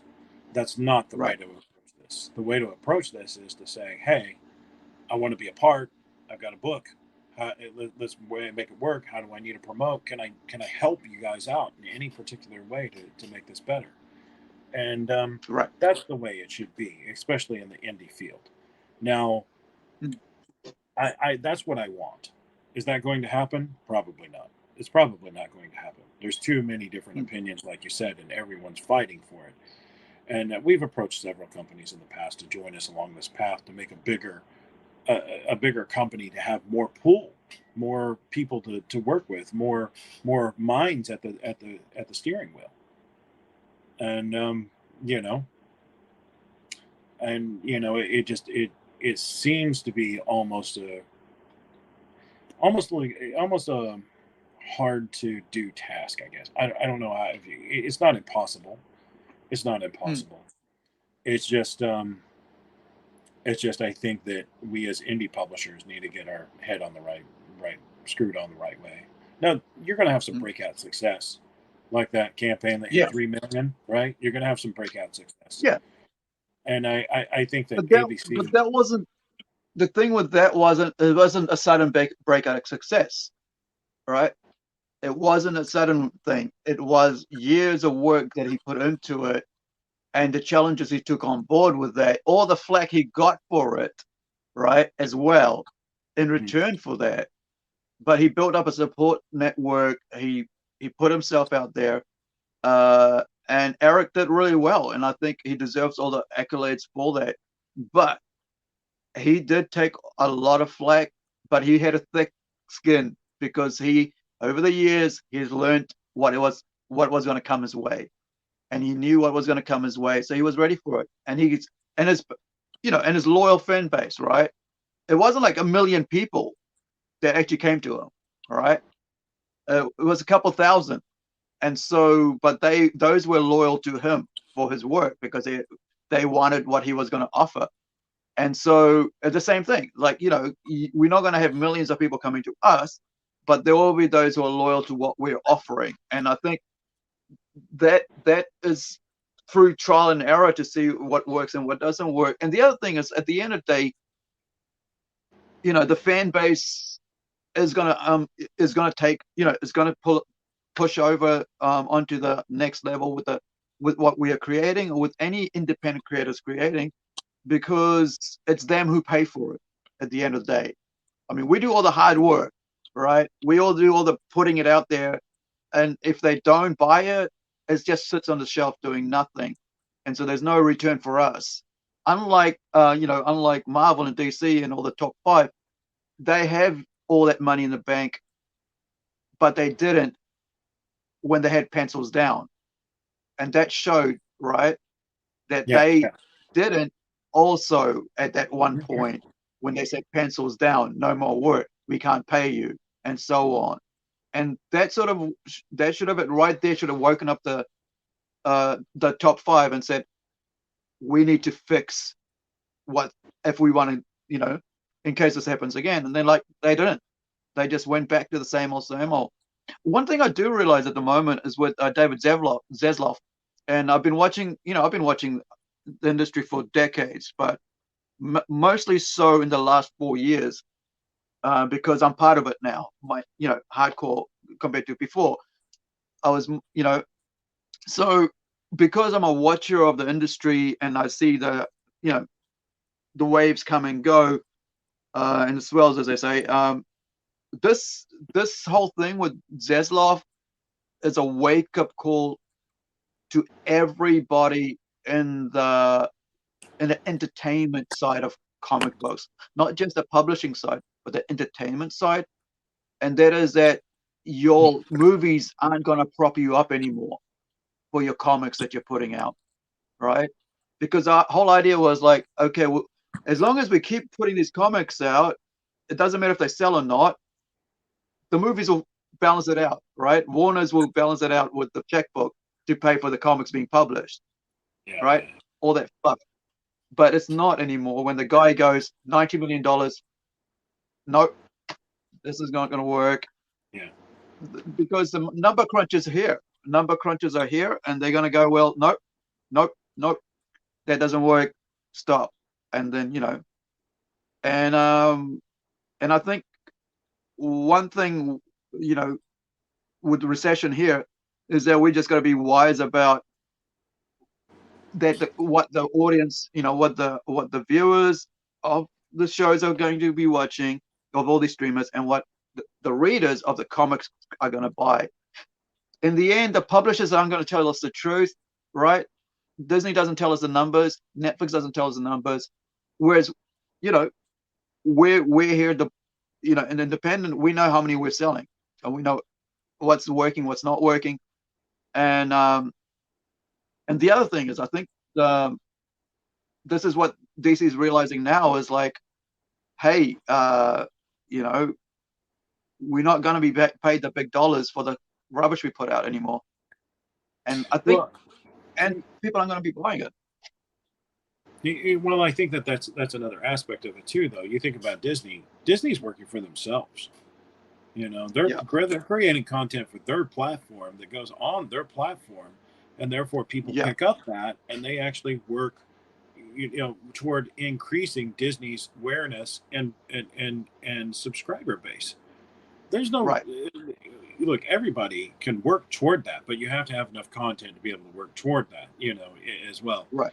DC could probably do that right now. Marvel could probably do that. They have plenty of books in the catalog to be able to create a streaming platform or something like that they could continue to drop. They probably already have them, but I just don't know about it.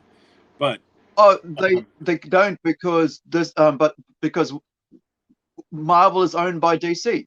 I mean Disney, right? So it's all about Disney. It's not about Marvel. It's all about Disney. And so the same thing is with the Warners. It's all about Warner's, not about DC. And so the other thing, the talk that's been going on online is that, they'll just outsource it. Outsource DC IPs, and they can because they own it now. They're doing that with Marvel, right? I mean, they're already doing it with Marvel. Why not? I mean, look, both of those companies have enough content and enough stories that they really don't have to produce anything more. I mean, that is the truth. I mean, you can't produce for 100 years and say, "Oh, well, we don't have enough. Give me more." No, you've got plenty. You're not running out. But I mean, those are two different sides of the business. Like I said, I feel like they're two compartmental sides. Everyone's trying to compare to the industry, the industry. The beefy guys in the industry, the big publishers. But I really feel that those are two different markets. Those are two different people. And those are two different consumers. Honestly, I know tons of people that'll buy Marvel that will not give any chance whatsoever. They will not even talk about it. Oh, that's crap. I'm not watching that. I'm not going to pick that up. Those are two different people. There really are two different people. Now, there are some people that are picking up indie books that might give Marvel a shot, or started out in Marvel and is now reading indie. But those are two. I really feel like it's two different consumers. I feel like it's two different two different models in which they approach. And but that's just my personal opinion on that. I don't know if someone will tell you in the chat group. I'm certain that he's completely wrong on that. So good on well, you. This is our opinion, and this is your opinion and experience, and same with mine.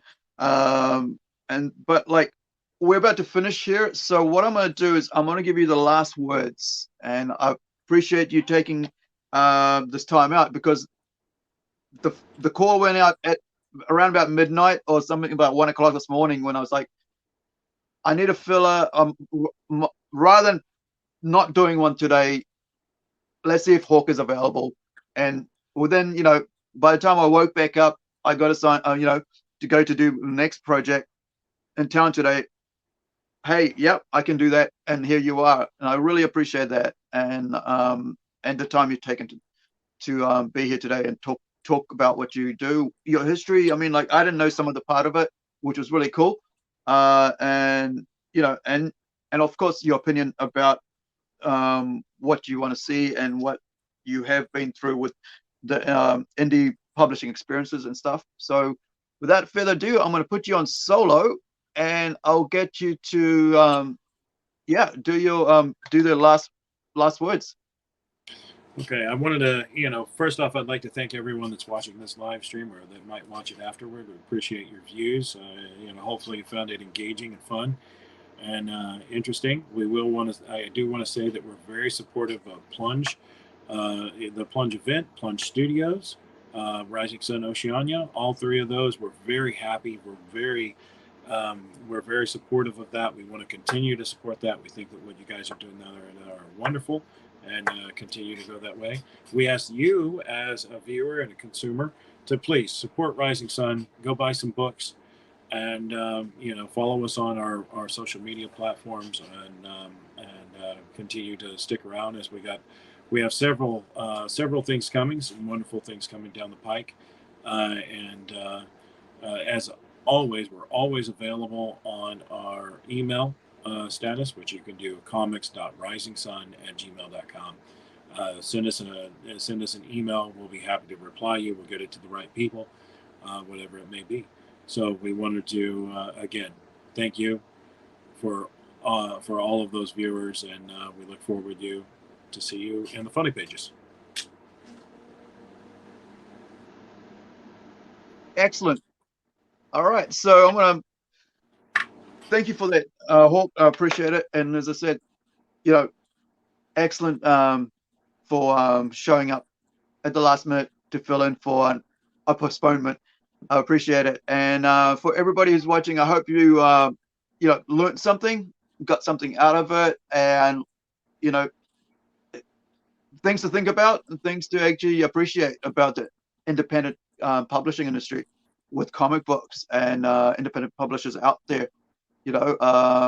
It's good to support these books, because you don't know, one day they might be breaking out and you'll be going, oh, I wish I had that one, because now they're worth more than they're now, like Walking Dead level now, when nobody cared about Walking Dead level, right? And same thing with a lot of the independent books that people didn't think would do so well have actually come out. Like you said, Teenage Mutant Ninja Turtles. I mean, like, I wonder how much that is worth right now, #1 issue, right? But so if you're in it for the CGC and for the ratings and for the value of the comics, good on you. Nothing against you, because I don't mind that, because I like to know that what my value of my comics are. But if you're there to support the comics because you enjoy reading them, good on you as well. And we're not telling you what to do. We're just saying support independent creatives and independent publishers. And you don't know what's going to happen in the future, but if you like something, you're welcome to love it more. And nobody's going to stop you from doing that. Surely I'm not. I'm just going to tell you what I think about it as someone who's on the outside, who's supported the industry for 30 years, or 34 years, I should say. But thank you so much. And thank you, Hawke. I'll leave you to your bed. It's like 11 o'clock now there. And are you in Houston or in LA, California? I'm in Texas at the moment. So yeah, it's about 11 o'clock here. Right. Thank you so much. Sorry to keep you up late, but I appreciate it. It's my pleasure. Take it down, everybody. And see you next time on PlungeCast.